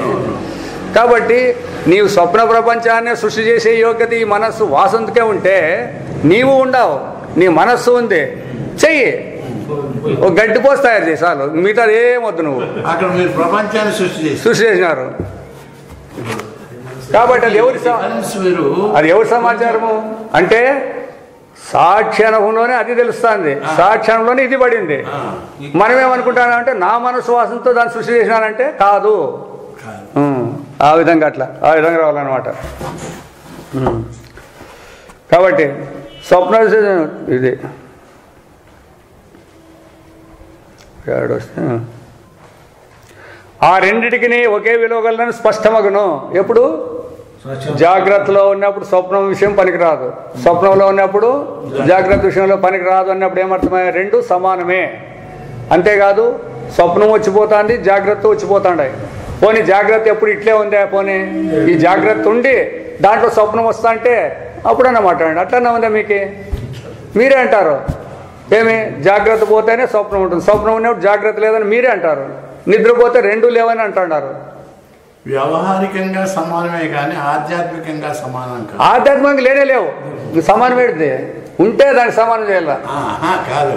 ఇప్పుడు సమానం అని చెప్పేసి మీరు పూర్తిగా మరి సమానం అంటే ఏమి, నువ్వు దీనికి విలువ ఇచ్చినావు కాబట్టి వ్యవహారికంగా తర్కించినప్పుడు మాత్రమే అవి సమానంగా మనకు తోస్తున్నాయి. సాక్షిగా చూసేది అవి కూడా నీకు కాదు, సాక్షి అనుభవానికే సమానం కానీ వ్యవహారస్తుని కాదు. ఇదే సత్యము, అది ఆ పనికిరాని దాన్ని నికృష్టం అని ఇంతవరకు చెప్పినాం కదా. అంటే దర్శనావస్థ సమానం అని చెప్తున్నాం, సమానం అంటున్నాం కదా. రెండు సమానం అంటే ఏమర్థము, ఉంటే రెండు ఉండాలండి, లేకపోతే రెండు లేవనండి. ఒకటి సత్యము ఒకటి అసత్యం అని చెప్పలేదా మేము ఇక్కడ? ఇస్తే విలువ రెండింటికి అండి, జాగ్రత్తకి స్వప్నానికి రెండింటికి సత్యం అనండి, లేదా రెండు లేవనండి. సమానం అన్నప్పుడు అంతే కదా. నీ దగ్గర 10 రూపాయలు, ఆయన దగ్గర సమానం అంటే ఉంటే ఇద్దరి దగ్గర 10 ఉంటాయి, లేవంటే ఇద్దరి దగ్గర లేవు. అలాంటిగా ఇది కాక ఇంకా చూడు, జాగ్రత్తన స్వప్నస్మృతి లేక స్వప్నమున జాగ్రత్త స్మృతి ఉన్నదని కానీ లేదని కానీ రుజువుపరచుటకు మనం ఇప్పుడు ప్రవృత్తులు కాలేదు. ఇది రావాలి బాగా, దీనిలో కొట్టాడద్దండి మీరు. మేము అప్పుడు మొట్టమొదటి వేదాంతం విన్నప్పుడు దీనికే మాట్లాడుతాంటే పొందా ఎప్పుడు చూసినా కూడా దావంటి పోయేటప్పుడు నడిచిపోతాండి, బస్సులో పోతాండి ఎడ్మికలకి, ఇదే విషయమే. అవును, ఆ రావణ ఎవరు అడుగుతాండే, స్వప్నం మనకు మెలకులో వస్తుంది సార్, మెలకు ఎందుకు రాదు అనేది ఆయన పెద్ద అనుమానం. అప్పటికే ఉండేవి మెలకువ దాంట్లో రాదు కదా స్మృతి, స్వప్న స్మృతి ఇడికి వస్తుంది, మెలకులో చెప్తాడారు స్వప్నం నాకు వచ్చిండే అని. ఈ మెలకు నాడు ఎందుకు చెప్పలేకుండా పోతాను, అప్పటికే వచ్చింది ఇది, ఇప్పటికే 35 ఏళ్ళ కిందటే వచ్చిన మాట ఇది. ఎందుకంటే అప్పుడు మనకు పూర్తి తెలుసు, ఊరే వినేకపోతాడు, జస్ట్ బిగినర్స్, ఇంకా ఓనా వాళ్ళు కూడా లేదు, ఊరినే వినేదే ఉంది అనమాట. వాటికి అప్పటికి కూడా ఆయన చెప్పేసిండు అనమాట. నీవు జాగ్రత్త స్మృతి ఎప్పుడు మాట్లాడుతాడు, స్వప్న స్మృతి ఆడు మాట్లాడుతున్నారు, జాగ్రత్తలో మాట్లాడుతున్నారు కదా. మీకు జాగ్రత్త స్వప్నంలో రాలేదన్నారు కదా, స్వప్నంలో వచ్చి అడగంటే చెప్తామనండి అప్పుడు. అవును మరి ఇంకేమి ఇది ఎందుకు వచ్చింది అనుమానం? ఇప్పుడు జాగ్రత్త, ఇప్పుడు అక్కడ జరుగుతుండేదంతా జాగ్రత్త ప్రకారమే చూస్తాం. వద్దు చూడలేదు, అట్లా వద్దు, కరెక్ట్గా ఇట్లే పెట్టుకో. నాకు ఈ స్వప్నం జరిగిందంతా ఇటు వస్తుంది అని అన్నావు అంటే ఎప్పుడు అన్నావు? నువ్వు మెలకులో ఆ మాట అంటావు. స్వప్నంలో కూడా అదే మాట అడుగు, జాగ్రత్త స్మృతి వచ్చిందా లేదని. ఈడెందుకు అడుగుతావు దాన్ని? ఆడికి పోయినప్పుడు అడుగు. మరంతే కదా. ఇప్పుడు దాన్ని ఈడు మాట్లాడినప్పుడు ఆడబోయి ఆడు మాట్లాడాలి, మీరు ఈడెందుకు మాట్లాడతావు దాన్ని? ఇప్పుడు నీకు అనుభవం ఆడుంది, ఇప్పుడు మెలకు అనుభవంలో జాగ్రత్త స్మృతి అని మాట్లాడుతున్నావు, నువ్వు స్వప్నానుభవంలో జాగ్రత్త స్మృతిని విచారించు ఆడిపోయి, అప్పుడు ఉందా లేదా అని తెలుస్తుంది. ఏం తెలుస్తుంది? అప్పుడు ఉండేది ఇదే జాగ్రత్త అని చెప్తుంది అది. దాని ఎదురుకుంటే జాగ్రత్త అంటుంది, జరిగిపోయిందని స్వప్నం అంటుంది ఆడు కూడా. చూడు అట్లా అప్పటికే ఆ మాట అన్నింటి కానీ మాకు ఇంత అనుభవం లేదు అప్పుడు చెప్పేదానికి. స్వామి తాత్కాలికంగా చెప్పి ఇడిచిపెట్టిండే. ఎందుకంటే ఇంకా పూర్తిగా మీరు ప్రశ్నలు వేస్తున్నారు కదా అని అవి చెప్పిండే. అది ఉండని. అందుకోసమే మనము పరమాత్మ స్వరూపులా కాదా అనేది విచారం ఇప్పుడు మనకి జరుగుతుండేది. అర్థమైనా?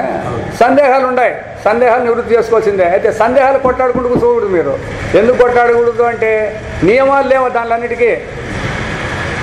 ఇప్పుడు మీరు ఎవరైనా అన్ని మాట్లాడుతున్నారు కదా, సృష్టికి కారణం చెప్పమని ఒక్కరిని చెప్పానండి ఎవరన్నా కానీ, నువ్వు ఇట్లా పుట్టినావు అనేదానికి కారణం చెప్పమని చూస్తాము, చెప్పేకి రాదు మనకి. కాకపోతే ఒకటి చెప్తారు, కర్మ చేసినాం పుట్టినాము అంటారు. ఏం కర్మ చేసేదానికి పుట్టక ముందు ఎట్ట కర్మ చేసేటవా నువ్వు చెప్పు, అది చెప్పు మొదటి సమాధానం. లేదు వేదాంతము. అయితే ఊరినే ఇల్లు అనేది చెట్టు విత్తనమో ముత్తు విత్తనం చెప్పలేదు పోయినారని. ఉంటే కదా రెండు లేవు. ఉంటే చెప్తాండి, ఎవరైనా చెప్తాండి. లేవు కాబట్టి చెప్పేకి రాదు ఎవరికి. ఉంటే ఎందుకు చెప్పరు మరి? ఏమని ఒక అవస్థ యందు మరి ఒక దాని స్మృత్యాకారమున తోపగల ఎరుక నిజముగా స్మృతి కాదు. మీకు ఇప్పుడు మాకు స్మృతి వస్తాను అంటారు కదా, అది స్మృతి కాదు. అది మరేమి అది కేవలం వికల్పమని మనం ఇంతకుముందు విపులముగా ప్రతిపాదించినాము. మీకు వికల్పం చేసుకుంటున్నారు మీరు అంతే. ఎందుకంటే మీరేం అనిపించినారా పోనీ? మరి అనిపించుకోకుండా కూడా మాకు శృతి అయిందంటే వికల్పంగా ఏమంటారు దీన్ని? సాక్ష్యం చెప్పేది మాట అది ఇడిచిపెట్టండి. ఇప్పటికే మీరు అనుకుంటున్నారు కదా, ఇప్పుడు మీరు చూసి వచ్చినారా దాన్ని? చూసిరాలే. మరి ఎందుకు మాట్లాడుతున్నారు దాని గురించి? వికల్పం కాక మరేమిటి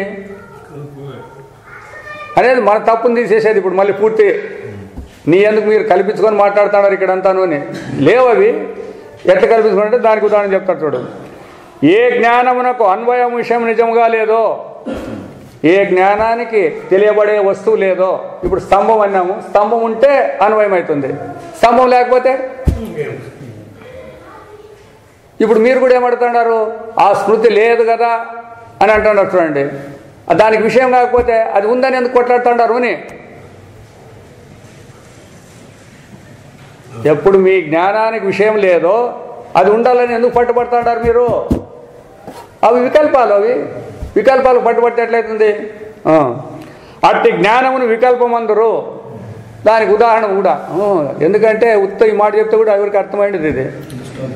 ఎందుకంటే ఇప్పుడు ఈడ పెన్ను ఉందే అని అడిగితే పెన్ను లేదు ఉంది కదా, మరి ఎందుకు లేదు అని అడగకూడదు. అది ఆ శబ్దం వచ్చినంత మాత్రం చేతనే అది ఇక్కడ చెప్తుంది. శశ విషాణమును శబ్దముగా వినగా. శశ విషాణం అంటే శశ అంటే కుందేలు, విషాణం అంటే కొమ్ము. కుందేలు కొమ్ముందే, శబ్దం ఉంది కదా. మనకు గల జ్ఞానం కేవలం వికల్పము. ఏముంది? లేదనేది ఉంది, అంతే కదా. కుందేటి కొమ్ము ఎట్లుంటుందయా మీరు అడుగుతున్నారు, కుందేటి కొమ్ము లేదు కదా అని అంటారు. ఏలైనా శశమునకు విషాణము లేనే లేదు. అట్లా ఈ స్మృతులే లేవు, మీరు స్మృతులు ఉన్నాయి కదా అని పట్టుబట్టినారు. అది కాన స్వప్నమున జాగ్రత్త శృతి లేదనటం వలన కానీ ఉన్నదనటం వల్ల కానీ అవస్థాతయం నిర్ణయించు ప్రక్రియకి ఎట్టి హాని సంభవించదు. లేని దాని గురించి ఎంతసేపు ఆర్గ్యుమెంట్ చేస్తే కుదురుతుంది? ఒక ఆయన ఏమో గొడ్రాల కొడుకు సన్మార్గుడు అంటున్నాడు, ఇంకొక ఆయన దుర్మార్గుడు అంటున్నారు. ఎంతసేపు కొట్లాడితే మీకు సమాచారం తెలుస్తుంది చెప్పండి? వాడి కొడుకే లేదు, గొడ్డాలనే పనులను కొడుకు లేడు, మీరు కొట్లాడుతున్నారు. దానికి ఇంకా ఉదాహరణలు ఇట్లా చెప్తుంది. ఒక రాజుకు 3 కొడుకులు ఉండేంట, ఒకడు పుట్టలేదంట, ఒకడు గర్భంలో లేనేదంట, ఒకడు రాలేదంట. పిల్లలకేమో కథ చెప్తాడు 3 కొడుకులు అనే పదం మనకు అర్థమైంది. 3 అనేది ఆడేం చెప్తున్నాడు? ఒకడు పుట్టనే లేదు, ఒకడు గర్భంలోనే లేడు, ఒకడు లేనే అని చెప్పినాడు. ఇప్పుడు ఏమర్థం చేసుకోలేడు? 3 అనేటివి కదా, ఆ 3 అనేదోటి చాలవానికి. అట్లా ఇక్కడ మన వ్యవహారం కూడా వికల్పాలను పట్టుకొని ఇగ్గిలాడుతాం కానీ అనుభవానికి దగ్గరికి పోవడం లేదు. వికల్పాలు సరిపోకపోతానే ఈ గురువు సరిగ్గా చెప్పలేదు, మా గురువే సరిగ్గా చెప్పినాడు. మీ గురువు ఏం చెప్పినాడు? లేని చెప్పించినాడు మీ గురువు. మీకు అర్థమైతే అట్లా. ఎందుకే దాని గురించి మీకేం అర్థం కాలేదు, నేను చెప్పినట్లు నేను చెప్పినాడు కాబట్టి సరిపోయింది. అది అనుభవానికి చూపించాలి గురువు. శంకర వేదాంతం అంటే అనుభవంలో పర్యవసానం అయితేనే శంకర వేదాంతం. బాగా గుర్తుపెట్టుకోండి ఇది. ఎందుకు శాస్త్రం ఏం చెప్పింది? ఆత్మసత్యం జగన్మిథ్య అనింది. అంతే కదా, ఎవరు చెప్పిన వేదాంతము? మరి ఆత్మసత్యం అంటే ఆత్మే సత్యంగా ఉండాలి, కానీ ప్రపంచం సత్యం అని మీరు బోధ చేస్తే ఎట్టెట్లా అని అది మీ అనుభవానికి రావాలి. ఇప్పుడు మాకు ఇంత బాగా కనపడుతుంది, మేము పుట్టినట్లు ఉండామని అంటారు కదా, దీన్ని గురువులు తీర్చాలి. ఇప్పుడు మీకు తీర్చి పరమాత్మే సత్యం అనే అనుభవాన్ని మీకు చూపిస్తే అది వేదాంతం. అంతేగాని పాప పుణ్యాల వ్యవహారాలు, ధర్మాధర్మాల వ్యవహారాలు, ఇవన్నీ లోకాలు లోకాలు ఇవన్నీ చెప్పుకుంటూ పోయేది కాదు. అవన్నీ అజ్ఞానులు చెప్పిండే మాట అంటుంది బాగా. అది కూడా ఏం తీసేది. మళ్ళీ అందరూ ఆత్మజ్ఞానం కావాలని కోరేవాళ్ళు లేరు కాబట్టి మళ్ళీ వాళ్ళు కూడా జీవనం చేయాలి కదా. అట్లా వాళ్ళకి స్వర్గలోకం ఉంది, పితృలోకం ఉంది, బ్రహ్మలోకం ఉంది అని చెప్తాం. దాన్ని ఏం తీసేసేది లేదు. మీరు ఆ దేవతను పూజించాలా, ఈ దేవతను పూజించాలా, మీ కొడుకులు కావాలంటే పుత్రకామేశ యాగం చేయాలా, వాన రావాలంటే వరుణయాగం చేయాలా, ఇవన్నీ చెప్తాం. మేమేం చెప్పలేదు. ఎవరికి అవి? వ్యవహారస్తులకి. దానిని తృణీకరించదు. అందుకే వీళ్ళు వాళ్ళకి చెప్పి వీళ్ళు అట్లా చెప్పలేదు. అదే మాకు కావాల్సిండేది పోండి ఎవరొద్దు అంటారు. ఎవరికి అది కాబట్టి దానికి పోండి ఎవరొద్దు అంటారు. అందుకే వేదాంతం ఎవరిని బలవంతం చేయదంటుంది. మీకు ఇష్టమైన వినండి, మీకు అనుభవానికి వచ్చినా తీసుకోండి, లేదంటే వదిలిపెట్టమని శంకరాచార్య చెప్పేసినాడు. అయితే అనుభవం అనే పదం వీళ్ళకి ఏం తెలిసింది? ఇంద్రియాల అనుభవం, మనస్సు అనుభవం మాత్రం తెలిసింది. కాబట్టి ఈ ఇంద్రియాలు మనస్సు అనుభవానికి సంబంధించింది ఏం చెప్పినా కూడా ఎస్ ఇదే అనుభవం అంటారు. అయితే శంకరాచార్య చెప్పిండే అనుభవం అది ఏ సాధనము లేకుండా నేరుగా తెలుసుకునే అనుభవాన్ని ఆయన చెప్పినాడు. వీళ్ళందరూ ఇంద్రియాల అనుభవం, మనస్సు అనుభవం చెప్పినారు. ఇప్పుడు నేను ఎందుకు పుట్టినానంటానే, మీరు కర్మ చేసినారు పుట్టినారంటేనే ఎస్ అంటారు మీరు. కాబట్టి మంచి మంచి పనులు చేస్తే మంచి మంచి జన్మలు ఎత్తారప్ప. దాన ధర్మాలు ఎక్కువ చేస్తే మీకు సుఖంగా ఉంటారప్ప. పోనీ దాన ధర్మాలు చేసి కోటాధీశాలు ఉంటారు, వాళ్ళు సుఖంగా ఉండారా? గాజనాథ్ రెడ్డి ఆడున్నాడు ఇప్పుడు, ఎంత సంపాదించాడు? బంగారు కిరీటాలు, బంగారు కుర్చీలు అన్నీ. భగవంతునికే బంగారు కిరీటం పెట్టినాడు 40 కోట్లు పెట్టి. ఏడున్నాడు ఇప్పుడు ఆయన? మరి మనం మాత్రం అంతకంటే బయట ఉంటామప్ప. అది ఒకవేళ మేము కష్టపడి సంపాదిస్తామప్ప అంటారు అనుకోండి మీరు. ఒకవేళ ఆయన అంటే అన్యాయంగా సంపాదించినాడు అట్లా పోయినాడు, మేము న్యాయంగా సంపాదిస్తాం. మీరు న్యాయంగా సంపాదించే మీకు కూడా అధికారం ఉందో లేదో మీరు చూసుకోండి అంతే. మీరు న్యాయంగా సంపాదిస్తాడారా ఎవరన్నా? చెప్పండి ఎవరన్నా. ధైర్యంగా మాట్లాడాలి. ఇక్కడ అంటారు మేము ఖచ్చితంగా ఎవరు దుడ్లు తీసుకోలేదు, మేమే సొంతంగా పనిచేసి సంపాదిస్తాము అని అంటున్నారు. కరెక్టే, కాదనేకేం లేదు. అయితే సొంతంగా అన్న పదంలో వచ్చినప్పుడు ఈ దేహము నీ స్వతంత్రంగా తెచ్చుకుంటువే, మా అమ్మ మా నాయన మరి అట్లంటే ఎట్లా అంటే మరి అందే సొంతమన్నాక రావాలి. మీ గత అంతా తేలాల, చిట్ట తేలాలి కదా సొంతం అన్నప్పటికీ. పోనీ మీకు ఇంద్రియాలు అనుగ్రహం చేయకపోయినట్లయితే, ఇంద్రియాలు పని చేయకపోతే, ఇప్పుడు మీరు ఉదాహరణకి ఇంట్లో ఫ్యాన్లు వేసుకుంటారు, బల్బ్ అన్నీ వేసుకుంటారు, కరెంట్ లేదమ్మా, ఏం పని చేస్తారు చెప్పండి చూస్తాం? పని జరుగుతుందే.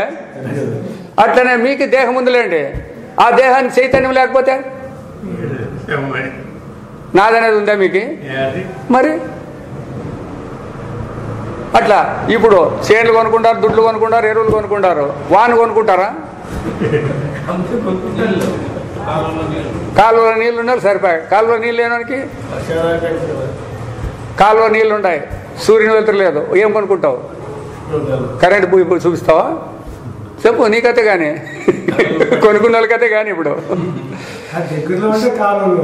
దూరమే ఉండి గాలి ఏడనే ఉండలే, సూర్యుని వెళ్తురు, గాలి, ఇవన్నీ సమకూర్చితే మనకు పైర్లు వస్తాయి, లేకపోతే ఎట్లా వస్తాయి? మరి ఇవన్నిటికీ భగవంతుడు ఊరిని ఇచ్చినాడు, ఆయిపించినాడు. ఊరిని ఆయిపించాక మీకు తిని అన్ని పనికిరాని పనులు చేయమని ఇచ్చాడు అనుకుంటే, సహాయజ్ఞ ప్రజా సృష్టా పురోవాచ ప్రజాపతి. సృష్టి చేసే కాలంలోనే భగవంతుడు యజ్ఞాలను, దేవతల్ని పుట్టించినాడు. మీరు ఆ యజ్ఞాలను చేస్తే వాళ్ళు సంతోషపడి మీకు వర్షాలు ఇస్తారు, ఆ వర్షాలతో మీకు ధాన్యం అవుతుంది, మీరు తింటారు. వాళ్ళు మీరు కోఆపరేటివ్ బిజినెస్ మడేది కోఆపరేటివ్ బిజినెస్ ఏడుంది ఇప్పుడు? కాబట్టి స్వతంత్రం అనేది ఏడుంది. అందుకే సొంతంగానే పదం రాకూడదు. అందుకే అర్జునుడు కూడా అదే కదా అనండి, అది నేనే ఇలా చంపుతానంటే నీ చంపేకి ఎక్కుతుందేమయ్యా అనుకున్నాడు. సరే ఇంకా అర్థం కాలేదు, నాకైతే అర్థం కాలేదంటే అప్పుడు విశ్వరూపమే చూపించినాడు. విశ్వరూపంలో ఏం చూపించినాడు? కురుక్షేత్ర యుద్ధం జరగలేంగా మరి అందరూ వచ్చి మంటల్లో పడిపోయినట్టు చూసినారా లేదా అదంతా నోట్లో పోతున్నారు. అందుకే సచ్చినాకనేనంట మనం వ్యవహారం చేసిండేది. మనం ఏమనుకుంటాము పామును చంపితే మేము పామును చంపినాం అనేది కాదు, పాము సచ్చినాకనే మీ చేతి దొరుకుతుంది అంటుంది శాస్త్రము. ఇది చాలా కష్టమవుతుంది జనానికి వినేదానికి. మేము నల్లిని చంపినాము తేలుని చంపినాము అంటారు చూడండి. ఒకరితో తప్పించుకొని పోతాయి కదా, మరి ఎందుకు తప్పించుకొని పోయేప్పుడు అవి దోమ చంపకపోతే తప్పించుకొని పోయింది, అది సాయలేదు కాబట్టి నీకు చిక్కలేదు, సచ్చింటే చిక్కుతాండే అని. దానికి మీకు ఉదాహరణ భగవద్గీత చూపించినాడు కదా, విశ్వరూప దర్శనంలో అందరూ మంటల్లో పడినట్లు. ఇంకా యుద్ధం ఏం చేయలేదు కదా అప్పుడు. అర్జునునికి విశ్వరూప దర్శనం చూపించినప్పుడు ఏమన్నా యుద్ధం చేసినారా అని, మళ్ళీ అప్పుడే చచ్చిపోతాడని కదా ఈయన అన్నాడు. అయ్యా వాళ్ళందరూ చూడు, భీష్ముడు ద్రోణుడు అందరూ సైన్యం అంతా పడి సస్తాంది అని చెప్పారు కదా. కాబట్టి నువ్వెవడా యుద్ధం చేసేదానికి, నేను చేస్తానంటావు, నువ్వు నిమిత్త మాత్రుడు అంతే. ఇట్లా శాస్త్రం అంతా మనకు చెప్తాను కానీ గ్రహించే శక్తి లేదు మన దగ్గర. మెయిన్ పాయింట్ ఇంతే చూడండి. ఏం చెప్తాడని ఉన్న వినేది కాదు, ఆ చెప్పిన దాన్ని మనం గ్రహించే శక్తి చూడాలా, అనుభవాన్ని చూసుకోవాలా. అయితే మనకు వ్యవహార దృష్టి అలవాటు పడింది కాబట్టి దాన్ని చూడము, ఇంతే. అందుకే పరమాత్మ దృష్టి కావాలనే దానికి ఇట్లా సత్సంగాలకు వస్తే అట్లా పరమాత్మ వ్యవహారం చెప్తారు కాబట్టి అప్పుడు ఆ పరమాత్మ వ్యవహారంలో కూడా వ్యాఖ్యానాల గురించి వాళ్ళు కూడా ప్రవృత్తిలోనే చెప్పుకుంటూ పోతే అది కూడా పొందదు. ప్రవృత్తి నివృత్తి రెండు సైమల్టేనియస్గా చెప్పుకుంటూ పో, పర్వాలేదు. మన మనస్సు అంటే మళ్ళీ నువ్వు ఉండవు, పైన మనస్సు నీకు దేవుని ఆధీనానికి పోతుందా? నువ్వే ఉండేది, నీవే ఆధీనంలో ఉండవు అంటే మన మనస్సు అని మళ్ళీ నీవే సర్టిఫికెట్ నీ దీని.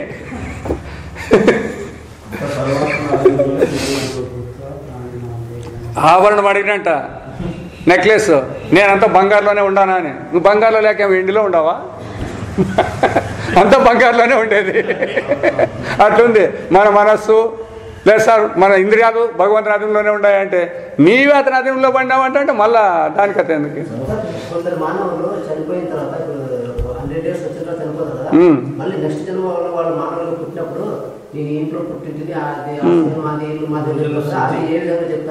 అది ఏ విధంగా చెప్పేదానికి అవేం లేవని తీసేసే పని లేదు. ఎందుకంటే వ్యవహారాన్ని గురించేటప్పుడు వ్యవహారాన్ని గురించిగా చెప్పాల్సిండేది. వ్యవహారంలో జరగచ్చు వైయక్తిక అనుభవాలు అంటారు దానిని.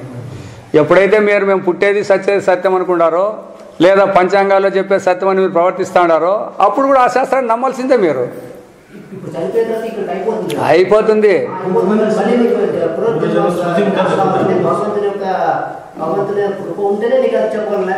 చెప్పినావు లేదు అంటే ఇవన్నీ కూడా ఎప్పుడు జాగ్రత్తలోనేనా లేకపోతే ఇంక వేరే ఎప్పుడన్నా? ఇవన్నీ ఎప్పుడు నీ భగవంతుని యొక్క నీ విశేషణాలు చెప్పు, నువ్వు సత్యనాలు బతినాలు చెప్పు అందులో. లేదా ఇప్పుడు ఇస్తాడారు కదా ఇవన్నీ లేనివన్నీ చేతిలో నుంచి అవి ఇవి ఇస్తాడారు కదా, అవన్నీ యూతులు ఉన్నప్పుడు అది కూడా ఉంటుంది, అది లేకుండా ఎట్లా పోతుంది అవన్నీ?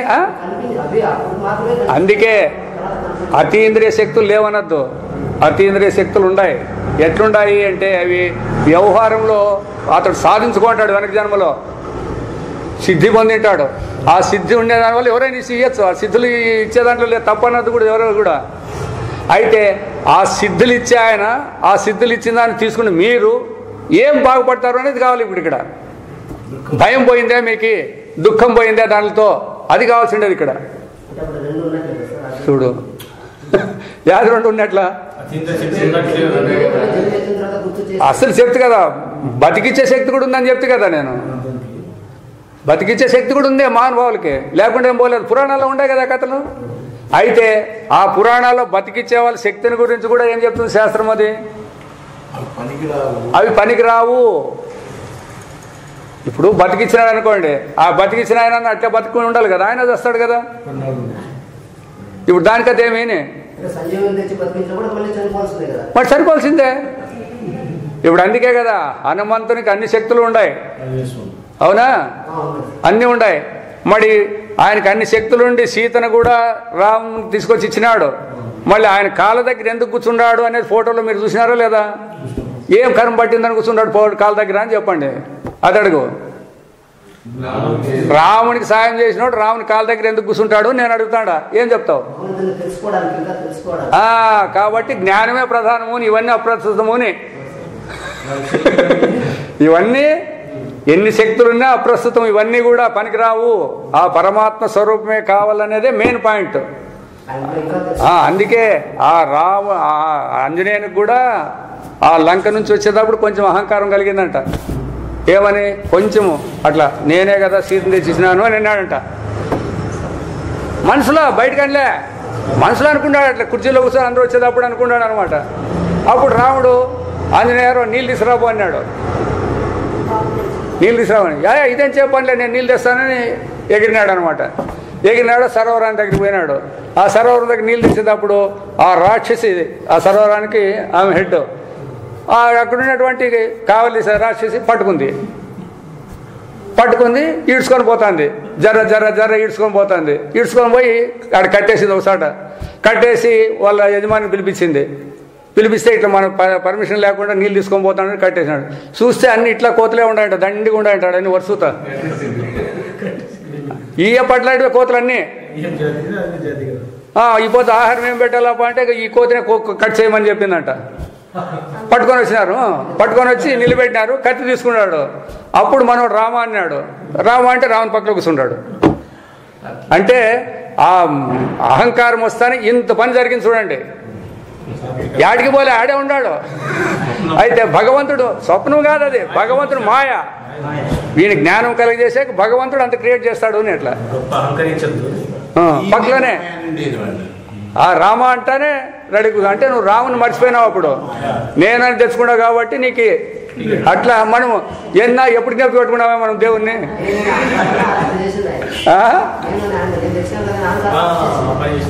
నేననేది వచ్చింది కాబట్టి రాకూడదు భక్తునికి. ఆయన ఉద్ధారం చేసేవాడు కదా భగవంతుడు. అందుకే భగవంతుడు మనకు కష్టాలు ఎందుకు ఇస్తాడంటే ఈ నేననే అహంకారం వచ్చినప్పుడల్లా మనం దాన్ని ఊడుగొట్టేకానంటే మనకు కష్టాలు పెట్టేది. మనమేమనుకుంటాము మా కష్టాలు పెట్టినాడు అప్ప అంటున్నారు. కాదు, మీరు ఆ దాంట్లో పడి చెడిపోకోకుండా దానికి మనకు కష్టాలు పెడతాడు. అప్పుడు భగవంతుని అనుకుంటాము. అందుకోసం భగవంతుని స్మరణ ఎప్పుడూ ఉండాలనే దీనికే. ఒక్క క్షణం మీరు అట్లా ఆంజనేయుడు క్షణంలో అనుకున్నాడు మనసులో, అంత పని జరిగింది. దీని కథ చాలాసేపు చెప్తారు, మనం అంతటి వద్దు, మనకి ఇంతే చాలు సంక్షిప్తంగా. మరి ఎందుకు? అందుకోసమే నీవు బతికిన వాళ్ళని చెప్పచ్చు, చచ్చిపోయిన వాళ్ళని చెప్పచ్చు, ఇంకా ఏటేటివో చెప్పచ్చులే. ఎన్ని చెప్పినా కూడా అవన్నీ ఎక్కడిది? ఇవన్నీ అసత్యంలోటివే. సత్యం పరమాత్మ. ఆ సత్యాన్ని తెలుసుకుంటే మనం ప్రయత్నం చేయాలా. ఇవి తెలుసుకొని ఏం చేస్తావు నువ్వు? ఎన్ని కోట్లు సంపాదిస్తే ఏం చేస్తావు? అన్ని ఇడిచి పెట్టుకోవాల్సిందే.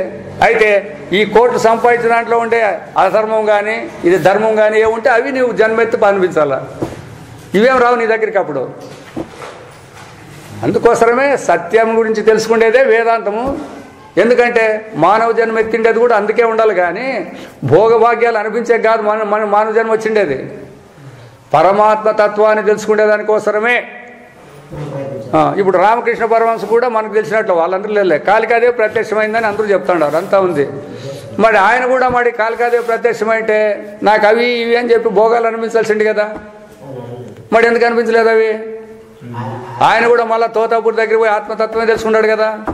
కాబట్టి మానవ జన్మ అనేది ఎన్ని సిద్ధులు పొందినప్పటికీ కూడా నీ తత్వం వైపు దాన్ని ఉపయోగిస్తే నువ్వు ధన్యుడవుతావు. అట్లా కాకుండా ఐక్యమైన దానికి ఉపయోగిస్తే పోతారు. ఇప్పుడు హిరణ్యకశిపుడు అన్ని వరాలు కోరినాడు, అన్ని మనుషుల మీద ఉపయోగించినాడు, సచ్చే. అందుకే ఆత్మ వేదాంతం అంటే దాని ప్రశస్తం తెలిసి ఉండాలి. మొట్టమొదట వ్యవహారంలో ఏమంటారు? దాని ప్రయోజనం అడుగుతారు. ప్రయోజనాలన్నీ తప్పు తెలివిలో ఉండేది. ప్రయోజనాలని కల్పించుకునేది తప్పు తెలివిలో. ప్రయోజనం పరమాత్మ స్వరూపమే, అదొకటే సత్యమైంది. ఇంకా దాంట్లో మీరు ప్రయోజనాలు ఎట్లాడేటువంటి ఉండవు మీకు. దాన్ని తెలుసుకుంటేనే మన జన్మ ధన్యము అని చెప్పిండేది అనమాట. దాన్ని తెలుసుకోకుండా దీనిలో అందరికీ ఏం పట్లాడుతా అంటే వీళ్ళు ఏమంటారు? బతికేది ఎట్లా అంటారు. అయ్యో బతికేది ఎట్లా అంటారు కదా. వ్యవహారంలో అంటారులే. కానీ ఇప్పుడు హరిశ్చంద్రుడు ఎట్లా బతికే? సత్యం కావాలని అప్పుడు అది మనకు కష్టం ఉంటే ఆయన ఎందుకు పోతాడు? అట్లా ఒక మాట అబద్ధం చెప్పింటే అయిపోతాడు కదా. ఇప్పుడు ఏడైనా కోర్టులో పోతే ఏదైనా ఒక అబద్ధం చెప్తే గెలుస్తామంటే చెప్తామా లేదా? సత్యం కోసం బతికినాడు. మరి సత్యం అవి కథ అంటే అదే. దీన్నే మనం వేదాంతం చెప్పేది. నీవు కష్టాలు అంటివి కదా. ఆయన కష్టం అంటే ఎవడన్నా ఒప్పుకుంటాడా? కష్టాలు అనిపిస్తామంటే ఎవడన్నా ఒప్పుకుంటాడా అని మరి ఎందుకు సత్యమే శ్రేష్టమైంది, ఇవన్నీ కాదు అనుకున్నాడు అతడు. అట్లా ఎవరు చూసినా కూడా కథలు చూడండి, మీరు భక్తుల కథలు చూడండి, ఎవరన్నా చూడండి, వాళ్ళ కష్టాలు ఎవరు లెక్క పెట్టుకోలే, కష్టాలు అనుకోలే వాళ్ళు.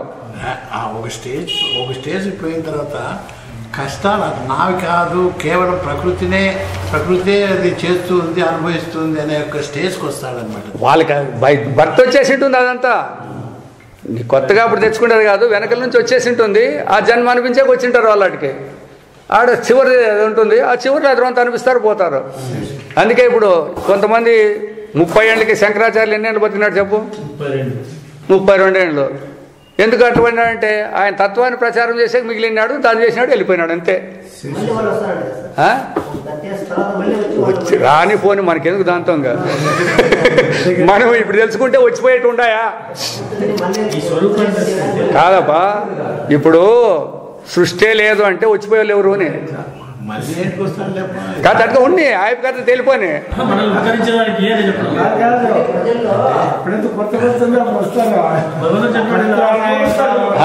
మనం కొంతమంది ఏమంటారు, నీ జ్ఞానం అయినాక కొంతమంది ఉంటారా? జ్ఞానం మనకైనాక కొంతమంది ఉంటారా అని.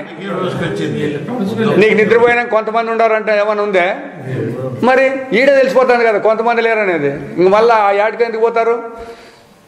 జ్ఞానమైనాక ఇంక మళ్ళా వాళ్ళ కోసం వస్తాడనే మాట వీళ్ళకి చెప్పే మాట, అంటే అజ్ఞానికి చెప్పే మాటలు అవి. జ్ఞానికి ఇంకా సృష్టి లేదని జ్ఞానికి అనుకున్నాక మళ్ళీ ఎందుకు వస్తాడు భగవంతుడు? అదే నేను మామూలుగా ఎత్తంటాను అని, కరెక్టే, నేను మామూలుగా ఎత్తంటాను అంటే ఇంకా ఉంటారు కాబట్టి అని వాళ్ళు చెప్తాంటారు. నువ్వు మనమేమనుకోవాలా? నా జ్ఞానం అయితే కూడా వాళ్ళందరూ ముట్టుకుంటారంటే నీకేం జ్ఞానం అయినట్లు? ఇప్పుడు ఆ సృష్టి అయ్యేది ఎవరు పోనీ? భగవంతుడు వాళ్ళ కోసం సృష్టి అవుతానంటాడంటే భగవంతుడు వేరే, మనం వేరేనా? మరి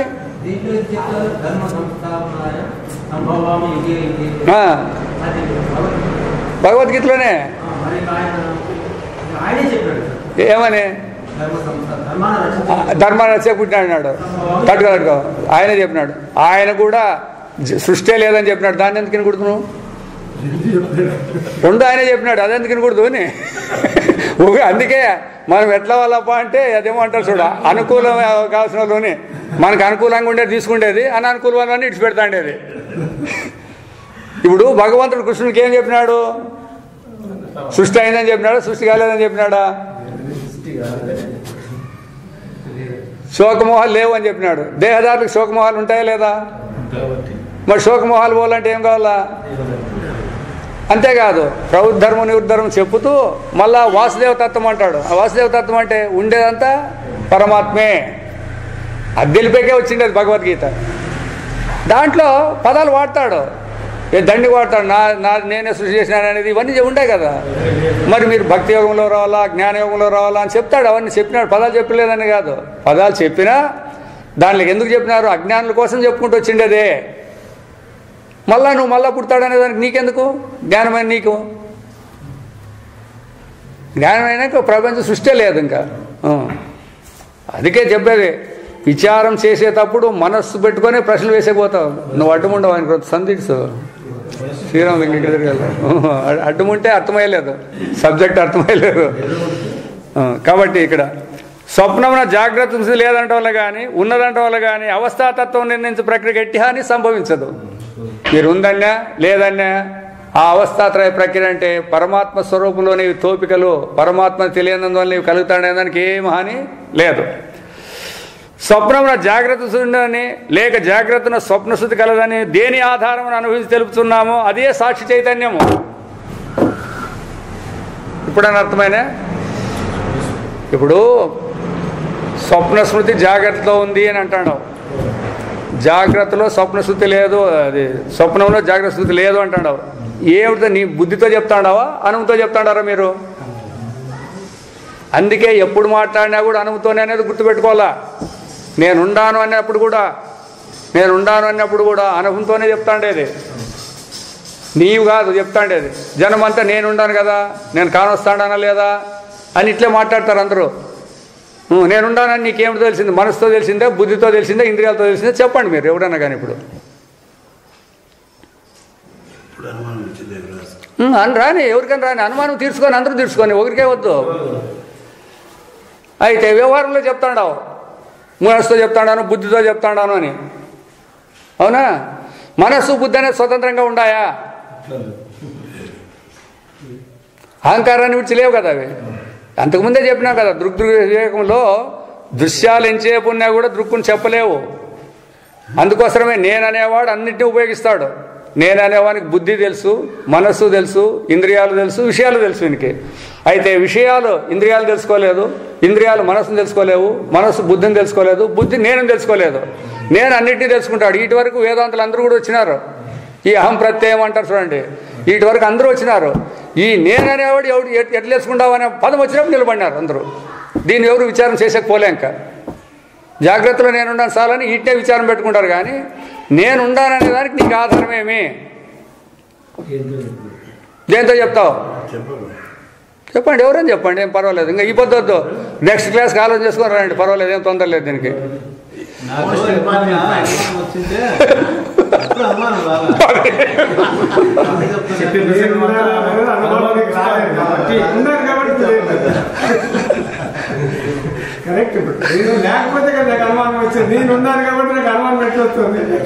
మేము అడుగుతాండి అట్లా కాదు, నేనున్నానని ఏ అనుభవం ఎట్లా చెప్తాడు మేము అడిగినాం. ఇప్పుడు నువ్వు నేనంటే యా నేను దేహేంద్రియ సంఘాతమా లేకపోతే స్వరూపమా?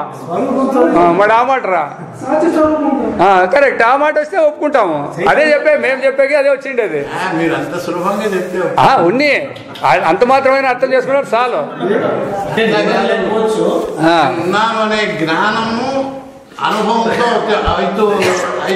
జ్ఞానమై ఉండాల్సిందే లేదు, ఇంకా అవన్నీ ఏం లేదు, అంతే.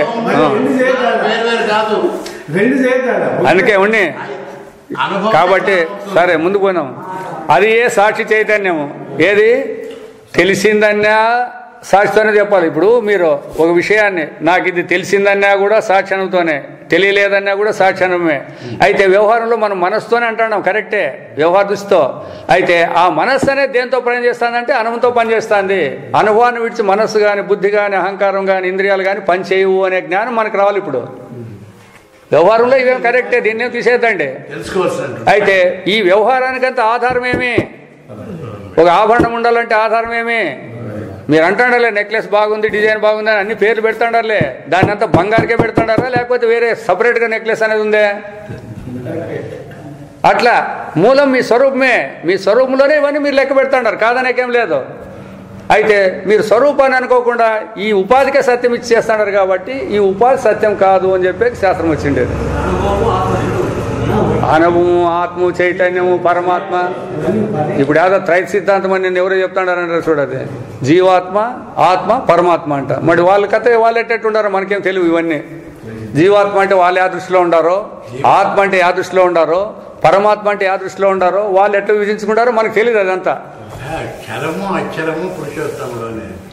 వాళ్ళ త్రైత సిద్ధాంతం అని నేను ఎవరో లారీలో చూస్తలేదు, బోర్డు వేసి ఉంటే అట్లా. మరి అందరూ వీళ్ళు భగవద్గీత అదే మళ్ళీ త్రైత సిద్ధాంతం అని వాళ్ళు ఎందుకు మళ్ళీ సపరేట్? అట్లా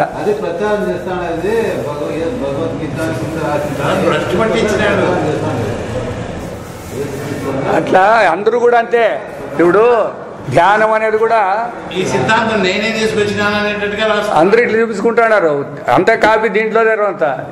ఎందుకంటే ఏడన్నా ఒక పదార్థం తీగుందంటే చక్కెరని తీసుకొచ్చుకొని బెల్లం కలుపుకుంటేనే అది తీగుండేది. స్వతంత్రంగా యా వస్తువు కన్నా తీపి ఉంటుందే, బెల్లానికి చక్కెరకి తప్ప. కాబట్టి ఎవడన్నా ఏందన్నా మేము తీసుకొచ్చి చెప్పినామా అంటే దాన్ని కలుపుకొని వచ్చినావా లేదా అని అడగండి, అంతే. అట్లా వీళ్ళు సిద్ధాంతాలు కొత్తగా చేసేకే వీళ్ళేం ఇదే. భగవంతుడే చెప్పినాడు, అయిపోయింది. వాటికి మళ్ళీ మిగతా వాళ్ళందరూ మధ్యస్థులు ఎందుకు?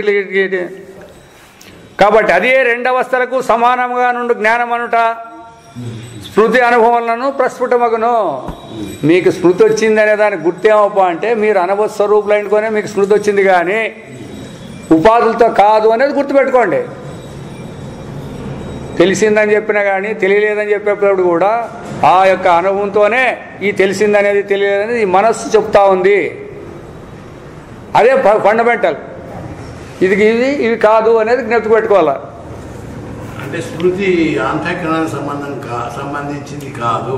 ఉంది స్మృతి అంతఃకరణానికి సంబంధించి ఎప్పుడు దేశకాలాలు సమానంగా ఉన్నప్పుడు తాను అనుభవించినప్పుడు చెప్పేది స్మృతి. ఇప్పుడు నీవే ఒక అవస్థను అనిపించినావు, ఒక వ్యవహారాన్ని అనిపించినారు 10 ఏళ్ళ కిందటో 50 ఏళ్ళ కింద తీసుకోపా, ఆ అవస్థను మళ్ళీ ఇటు చెప్తాడు అనుభవాన్ని. అంటే అప్పుడు జాగ్రత్తలో అప్పుడు ఆ కాలంలో నీవే అనుభవించి దాన్ని ఇప్పుడు ఈ జాగ్రత్తలో ఈ దేశంలో ఈ కాలంలో చెప్తాండవు. దీన్ని స్మృతి అంటారు. అట్లా కాకోకుండా స్వప్నంలో అనిపించిండే స్వప్నం ఉన్నప్పుడు జాగ్రత్త లేనే లేదు, జాగ్రత్త ఉన్నప్పుడు స్వప్నమే లేదు, దాంట్లో ఉండేదాన్ని దీంట్లోకి తీసుకొచ్చి చెప్తానంటే ఎట్లా పొందేది? అవి రెండోసారి ఉంటే చెప్పచ్చు నువ్వు కూడా. మరి జాగ్రత్త స్వప్నం ఒకదాని పక్కన ఒకటి ఉంటే చెప్పచ్చు మనం కూడా. దాన్ని స్మృతి అనల్లా. అందుకే స్మృతి అంటే ఏదనల్లా, ప్రత్యభిజ్ఞ అంటే ఏమనల్లా, ప్రత్యయం అంటే ఏమనల్లా, వేదన అంటే ఏమనల్లా. ఈ పదాలు ఎవరికి తెలియవు, ఎవరు చెప్పలేదు కూడా. ఊరినే వేదాంతం చెప్తాడారు కానీ మరి ఇట్లా ఈ పదాలు కానీ అర్థం అడిగితే ఏం చెప్తారు, ఎంతమంది చెప్తారు? వృత్తులు అంటే ఏమి, ఇవన్నీ ఉన్నాయి, వేరు వేరే ఉన్నాయి. ఇదంతా అవి జిజ్ఞాసులు బాగా తెలిస్తే మన అర్థం సులభంగా అవుతుంది. వేదన అంటే ఏమంటారు మీరు వ్యవహారంలో? దుఃఖం అంటారు. భయాన్ని కూడా వేదన అంటుంది, ఇది భయం అంటారు. సంతోషాన్ని కూడా వేదన అంటుంది వేదాంతం. అవన్నీ మనస్సులో కలిగేటవన్నీ ఏమన్నా ఉన్నవి వేదనలు అంటారు. దాన్ని ఒకటే మాటే. అది సంతోషం కావచ్చు, దుఃఖం కావచ్చు, భయం కావచ్చు, ఏవైనా కావచ్చు, దయ కావచ్చు, అన్నీ కూడా వేదనలు అంటారు. వేదనలు అంటే మన దృష్టిలో ఏమైంది, బాధలు పడేదాన్ని వేదన వేదనప అని అంటారు. దీన్ని ఈ ప్రత్యభిజ్ఞ ఈ స్మృతి అంటారు కదా. స్మృతి అన్నప్పుడు ఏముంటుందప్ప అంటే చెప్పేవాని అనుభవం ఉంటుంది కానీ వాడు అనిపించిన వస్తువులు ఉండవు. వాడు చెప్తాడే ఆ వస్తువులు లేవు, అదంతా ఈడుంటుంది సార్ స్మృతిలో. ప్రత్యభిజ్ఞ ఎట్లుంటుందప్ప అంటే వాడు ఏదైతే చూసింటే మళ్ళా దాన్ని ఈడు ఎదురుగా ఉండాలని. నిన్న చూసిన దేవదత్తుడే ఇతడు అన్నప్పుడు అది ప్రత్యభిజ్ఞానాలు, దాన్ని స్మృతి అనకూడదు దాన్ని. ఎందుకంటే వస్తువుని చూపిస్తాడు కదా ఈడు. నిన్న చూసిన ఆ దేవదత్తుడే ఈ దేవదత్తుడు అన్నప్పుడు దేవదత్తుడు నిన్న చూసినావు, ఈ పొద్దు చూస్తాడావు, అది ముందు కూడా ఉంది, నీ ముందు కూడా ఉంది. దీన్ని ప్రత్యభిజ్ఞ అని అంటారు. ఇట్లా అయ్యో దీనికి చాలా మంది ఈ దీన్నే కొంతమంది స్మృతి అంటున్నారు. ఏదాన్ని ఈ స్వప్నాన్ని తెచ్చి ఇటు చెప్పేది, కొంతమంది ఇది ప్రత్యభిజ్ఞ అంటున్నారు. రెండు కాదు, అయినా రెండు అని వాళ్ళు చెప్తాడారంట. వచ్చి ఒకసారి వేదాంతం ఇద్దరు వాళ్ళు వీళ్ళు కూర్చోండి, ఈ స్వామి కూడా పక్కన కూర్చోని అంట మాట్లాడుకున్నారంట. స్మృతి అంటే వీళ్ళని వీళ్ళు వాదించినారు. స్మృతి కాదని అంట. మరి ఇంకేమంటే ప్రత్యభిజ్ఞ అంటే వాళ్ళు. ప్రత్యభిజ్ఞ అంటే ఏమంటే వాళ్ళు ఇట్లా చెప్పారంట, మీది మాకు పొందలేదు, మాది మాదే, మీదే అని లేచిపోయారంట. ఎవరైనా అడిగింటే కదా. అట్లుంటుంది మన కథ అంతా. మా స్వామి చెప్పినట్లనే దీంట్లో ఉండే భాష ఉపనిషత్తుల్లో ఉండే. ఎందుకు రాలేదు? దండితూర్లు చెప్పినాను, క్యాసెట్ చూసుకో. మీ స్వాములు వాడలేదు, కరెక్ట్. వాడు చెప్పు, అది కరెక్ట్. మేము నా రికార్డులు ఉంటాయి కదా, చెప్పిన ఉండే, రికార్డ్ చేసిన ఉండే కదా. ప్రత్యభిజ్ఞ ఎన్నిసార్లు చెప్పినాను. అయితే ఎక్కువ స్ట్రెస్ చేసేం చెప్పలేదు. ఇప్పుడు చెప్పినట్లా కూర్చోబెట్టుకొని ఇట్లా చెప్పలేదు, అది చెప్పినామన్నమాట. అట్లా కావున అవస్థలను ఒక దృష్టిచే మరొక దాన్ని చూడవలనంటలో ఈ అవస్థని ఆ అవస్థలో ఉన్నప్పుడు చూడు, ఆ అవస్థలో ఉన్నప్పుడు ఈ అవస్థను చూడు, అప్పుడు నీకేమని తెలుస్తుంది. ఎట్టి దోషం కూడా లేదు. ఈ రీతి తత్వ విచారార్థము, తత్వాన్ని విచారం చేస్తామంటే ఏమి, పరమాత్మ స్వరూపాన్ని తెలుసుకునే విచారం ఇది. దాని అర్థము ప్రవృత్తులమైనచో, అదే మాకు కావాలన్నట్లయితే మనకందరకు సహజమైన ఏక అవస్థా దృష్టి దోషము పరిహరింపబడాలని సిద్ధాంతమగును. కాబట్టి ఈ భేదాలన్నీ పోవాలప్ప అంటే ఇట్లా మీరు విమర్శిస్తే ఆ దోషం పోతుంది మీకు. ఇట్లా విచారించకుండా పోతే దోషం అట్లే మిగులుతుంది. అది జాగ్రత్త సత్యం అనేది, స్వప్నం మిథ్య అనేది ఇట్లే మిగులుతుంటాయి ఎన్నాళ్ళు ఉన్నా కూడా. ఈ విధంగా విచారం చేస్తే మీకు ఆ ఏకావస్థ అంటే ఒకటే వస్తాను. ఇక సకలము విషయమే అగుచో, వాడు ప్రశ్న వేస్తే చూడండి, వీటికి ఇడిచిపెట్టలేదు, అంతా విషయమే అంటున్నారు కదా, పరమాత్మ పెట్టుకుంటాడు అని. సకలము అంటున్నారు కదా మీరు, చూడండి వాళ్ళు ఎట్లా పట్టుకుంటారో. సకలము పరమాత్మ అంటున్నారు, మళ్ళీ ఇప్పుడేం చెప్తున్నారు, సకలము విషయమే అంటున్నారు కదా. విషయం యొక్క రహస్యం ఎట్లు బోధపడను, ఆ విషయం అని చెప్పేవాడు ఒకటి ఉండాలి కదా, వాడి సమాచారం మాకెట్లేస్తుంది, అంతా విషయమే అంటున్నారు మీరు. ఏది జాగ్రత్త అవస్థ అంతా విషయమే, స్వప్నం అంతా విషయమే అంటున్నారు. మరి మేము ఎట్లా తెలుసుకోవాలి వాడిని? ఇప్పుడు అడుగుతాడు వాడు. ఇప్పుడు మేమంతా లేము కదా, ఉసిలేము, మేమంతా లేము కదా. ఎప్పుడంతా మేము విషయాలైనామో అవస్థే విషయమైందని అప్పుడు మన మీద మిగులుతాము, మనం కూడా లేకుండా పోయింటాము. అట్లయితే ఎట్లా అని దాన్ని విమర్శించదాము. స్వప్నమందే కానీ జాగ్రత్తనందే కానీ మనం విషయీకరింపక యద్దానిని కూడా విచార్చమనటకు అశక్యమనట నిజమే. వ్యవహారంలో విషయం ఉంటేనే మాట్లాడే కొంచెం వీలవుతుంది. విషయం లేకపోతే మాట్లాడేది ఏముంటుంది? ఇక్కడ ఉంటుంది, కరెక్టే వ్యవహారంలో. అయినప్పటికీ స్వప్నమును జాగ్రత్త దృష్టి చేతను, జాగ్రత్తను స్వప్న దృష్టి చేతను విషయీకరించడానికి బయలుదేరితేమేని. ఇది స్వప్నం అనేది విషయము. ఈ స్వప్నం నుంచి ఈ జాగ్రత్తను విషయంగా తీసుకున్నప్పుడు కానీ, ఈ జాగ్రత్త నుంచి స్వప్నాన్ని విషయంగా తీసుకున్నప్పుడు కానీ అట్లా విచారించకపోయినట్లయితే ఆయా అవస్థ యొక్క విషయములను బయటకు త్రోసి, అవస్థను తెలుసుకునేటప్పుడు అవస్థలో ఉండే విషయాలు తీసేసే కదా, ఇంకా అవస్థ మిగిలేదు మనకి. వాటిని తీసివేసి వాని సాక్షి రూపమందే మనం నిలుతుము. ఇంక సాక్షి రూపంలో నిలబడితే ఇంక మిగిలేదు ఏంటుకుంటాయి, మిగిలేటివి విషయమని తెలుసుకునేది. అప్పుడు నువ్వే విషయ అవుతావు అని అర్థం కాలేదా? ఇప్పుడు రెండు వాళ్ళు ఏమనుకుంటున్నారంటే తెలుసుకునేవాడు ఉంటే కదా, తెలియబడేది ఉంటే కదా అంటున్నారు. తెలుసుకునేది తెలియబడలేదు. అందుకే పరమాత్మ తెలుసుకునేవాడు కాదు, తెలియబడేవాడు కాదు. అతడు పరమాత్మ స్వరూపం ఉన్నట్టు అంటారు. దానికి దక్షిణాముఖంలో మౌనం అంటారు చూడండి, అంతే. దానికి ఏం చెప్పినా తప్పేది. తెలుసుకుంటా అన్నాడు అంటే ఏదో ఒకటి ఉండాలి కదా విషయం, ద్వైతమవుతుంది. తెలియలేదు అంటే మరి అతడు పరమాత్మ ఎట్లయితాడు? ఇట్లా మాట్లాడతారు. కాబట్టి రెండు అనుకుంటే దాన్ని అనేదానికి లేదు. అట్లా ఎప్పుడు ఇవన్నీ వస్తాయప్ప అంటే తప్పు తెలివిలో వస్తాయి. ఇవన్నీ తెలుసుకునేది తెలియబడేటివన్నీ తప్పు తెలివిలో వచ్చేటివి. స్వరూపంలో ఏంటికి వస్తుంది? ఇంకా నిద్రలో మీరేం తెలుసుకుంటారు?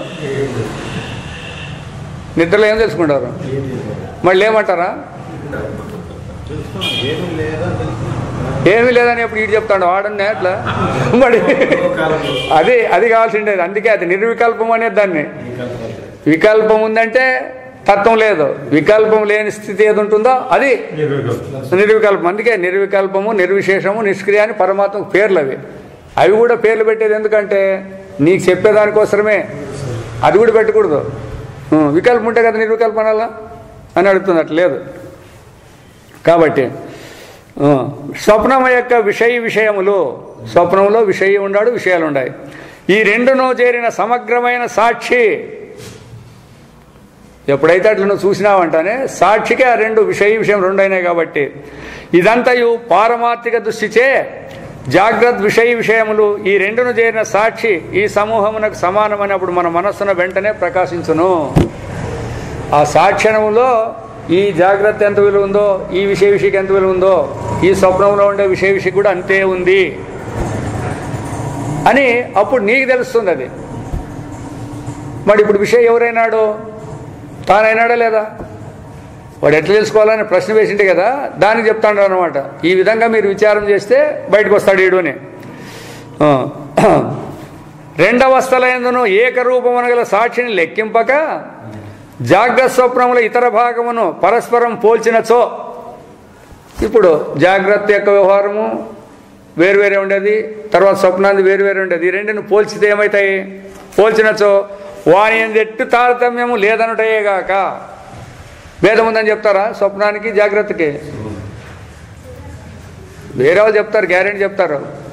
వాసన జన్మని టక్కని కొట్టిస్తారు. మీరేం మాట్లాడేపని లేదు. మనం వీడు అనేక లేదు మనకి. ఇప్పుడు వాని ఎదుటితాను లేదంటే వానిలో ఒకటి ఉండున్నప్పుడు వేరొకటి ఎచ్చటా ఉండదని సిద్ధించుట వలన. ఇదన్నా మీకుందా లేదా అనుభవం? మెలకు ఉన్నప్పుడు స్వప్నం ఉండదు, నిద్ర ఉండదు అనేది అన్న అంటారా లేదా? రెండు ఉండవు అనేది గ్యారెంటీ ఉంది కదా. మరి ఆ రెండు ఎట్లా తెలుసు మీకే? ఒకటి ఉన్నప్పుడు ఒకటి లేదనేది ఈ అప్పు చూసినాడా దానిని? వీడు చూసినాడా అని? మరి సాక్షి చైతన్యమే తన ఎందెట్టు మార్పు నొందక ఈ రెండు రూపములను తాల్చుతున్నదని మరొక మహాతత్వమును మనకు స్ఫురించును. అదే కదా చెప్తే, అదే కదా పాయింట్స్ ఇవన్నమాట. ఇవి వాళ్ళే అండర్లైన్ చేసినారు, మనమేం అండర్లైన్ చేయలేదు దీనిని. ఎప్పుడు కూడా ఆ రెండుకి విలువ లేదు. ఆ రెండు ఎవరిలో కలిగినాయి? రెండు అనుభవాలు నీలోనే ఉన్నాయి. కాబట్టి రెండింటికి సమానం ఎవరు? ఇప్పుడు నువ్వే. నిన్ను విడిస్తే ఆ రెండు లేవు. స్వప్నం లేదు, జాగ్రత్త లేదు. ఇంకా రెండు లేకపోతే నిద్ర అటు నుంచి వచ్చేది ఇది, అది లేదు. అందుకే మనమంతా అవస్థలకు అతీతులు అనేది కూడా ఇది టాప్ పైకి పోయినట్లయితుంది అనమాట. ఆ అవస్థల యందులో తోచు విషయముల సమగ్ర రహస్యమును అనాయాసముగా వివేచించి తెలుసుకున్నట్లుగాను. కావున విషయం ఒక్కదాన్నే విచారించేట్లుగాను శంక తగదు. కాబట్టి విచారము ఒకదాన్నే చేస్తాను కాదు, అది నీకు తెలిసిండే విషయని రెండింటినీ విచారం జరుగుతుంది ఇక్కడ. వాడేమనుకున్నాడు? విషయాన్ని విచారించేవాడు ఒకటి సపరేట్గా ఉండాలి కదా. ఇక్కడ వ్యవహారంలో ఉన్నట్లా అట్లుంటే మాకెట్లా అంతా విషయం అంటున్నారు కదా, ఎట్లా బోధపడుతుందని దానికి విచారించినాడు వాడు. రెండు విషయంగానే తీసుకున్నాడు వాడు. కాబట్టి వాడికి పోయిందనమాట. ఇక ఈ సకల విచారము జాగ్రత్త మందే సంభవించను కదా. మీరంతా ఇప్పుడు మనమంతా ఇప్పుడు ఏడ మాట్లాడుతున్నాము? జాగ్రత్తలోనే మాట్లాడుతున్నాం కదా అని ఆక్షేపం మాత్రం మిగిలినది. దీనికి సమాధానం ఎరుగుట కష్టం కాదు.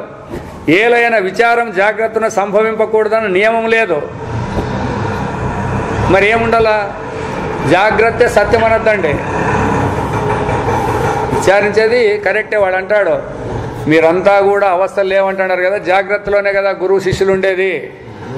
మీరు బోధ చేయాలంటే జాగ్రత్తలో చేయాలి, వాళ్ళు వినాలంటే జాగ్రత్తలోనే వెళ్ళాలి. మరి జాగ్రత్త లేదంటావా? ఉంది కదా అని అంటే జాగ్రత్తలోనే విచారం చేయాలని నియమం ఉంది. అయితే జాగ్రత్త సత్యమని విచారం చేయాలా, జాగ్రత్తను కూడా అవస్థలో చేసి విచారం చేయాలా? అట్లా అది రావాలన్నమాట. విచారం చేసేటప్పుడు జాగ్రత్తలోనే చేసేది కాదనేకేం లేదు.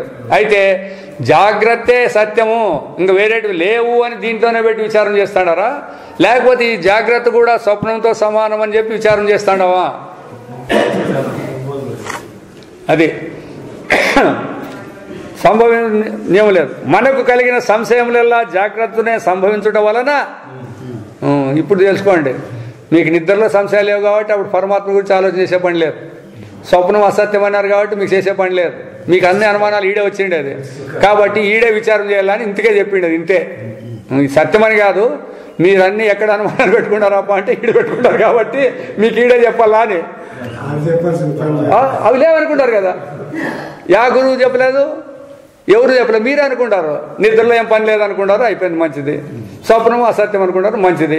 ఇప్పుడు ఈ జాగ్రత్త సత్యం అనుకుంటారు, అనుమానాలు వచ్చినాయి. మరి ఈడే మీకు తీర్చాలి. ఇప్పుడు ఎక్కడ అనుమానం వస్తే అక్కడ తీర్చాలి. కాబట్టి వానిని పరిహరించి యుక్తులను కనుగొని విచారం కూడా నీకేమేమి సంశయాలు వచ్చినాయో వాటిని ఆ సందేహాలు నివృత్తి చేసే ఉపాయాలు ఉన్నాయి కదా, మార్గాలు.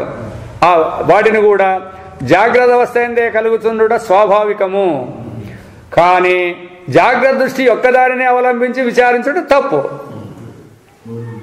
కలిగిన ఈడు కాదని లేదు, విచారం కూడా ఈడే జరుగుతుంది. అయితే ఇది ఒకటే ఉంది కదా, అవి రెండు లేవు అంటే మీరు అనిపించేది లేదా?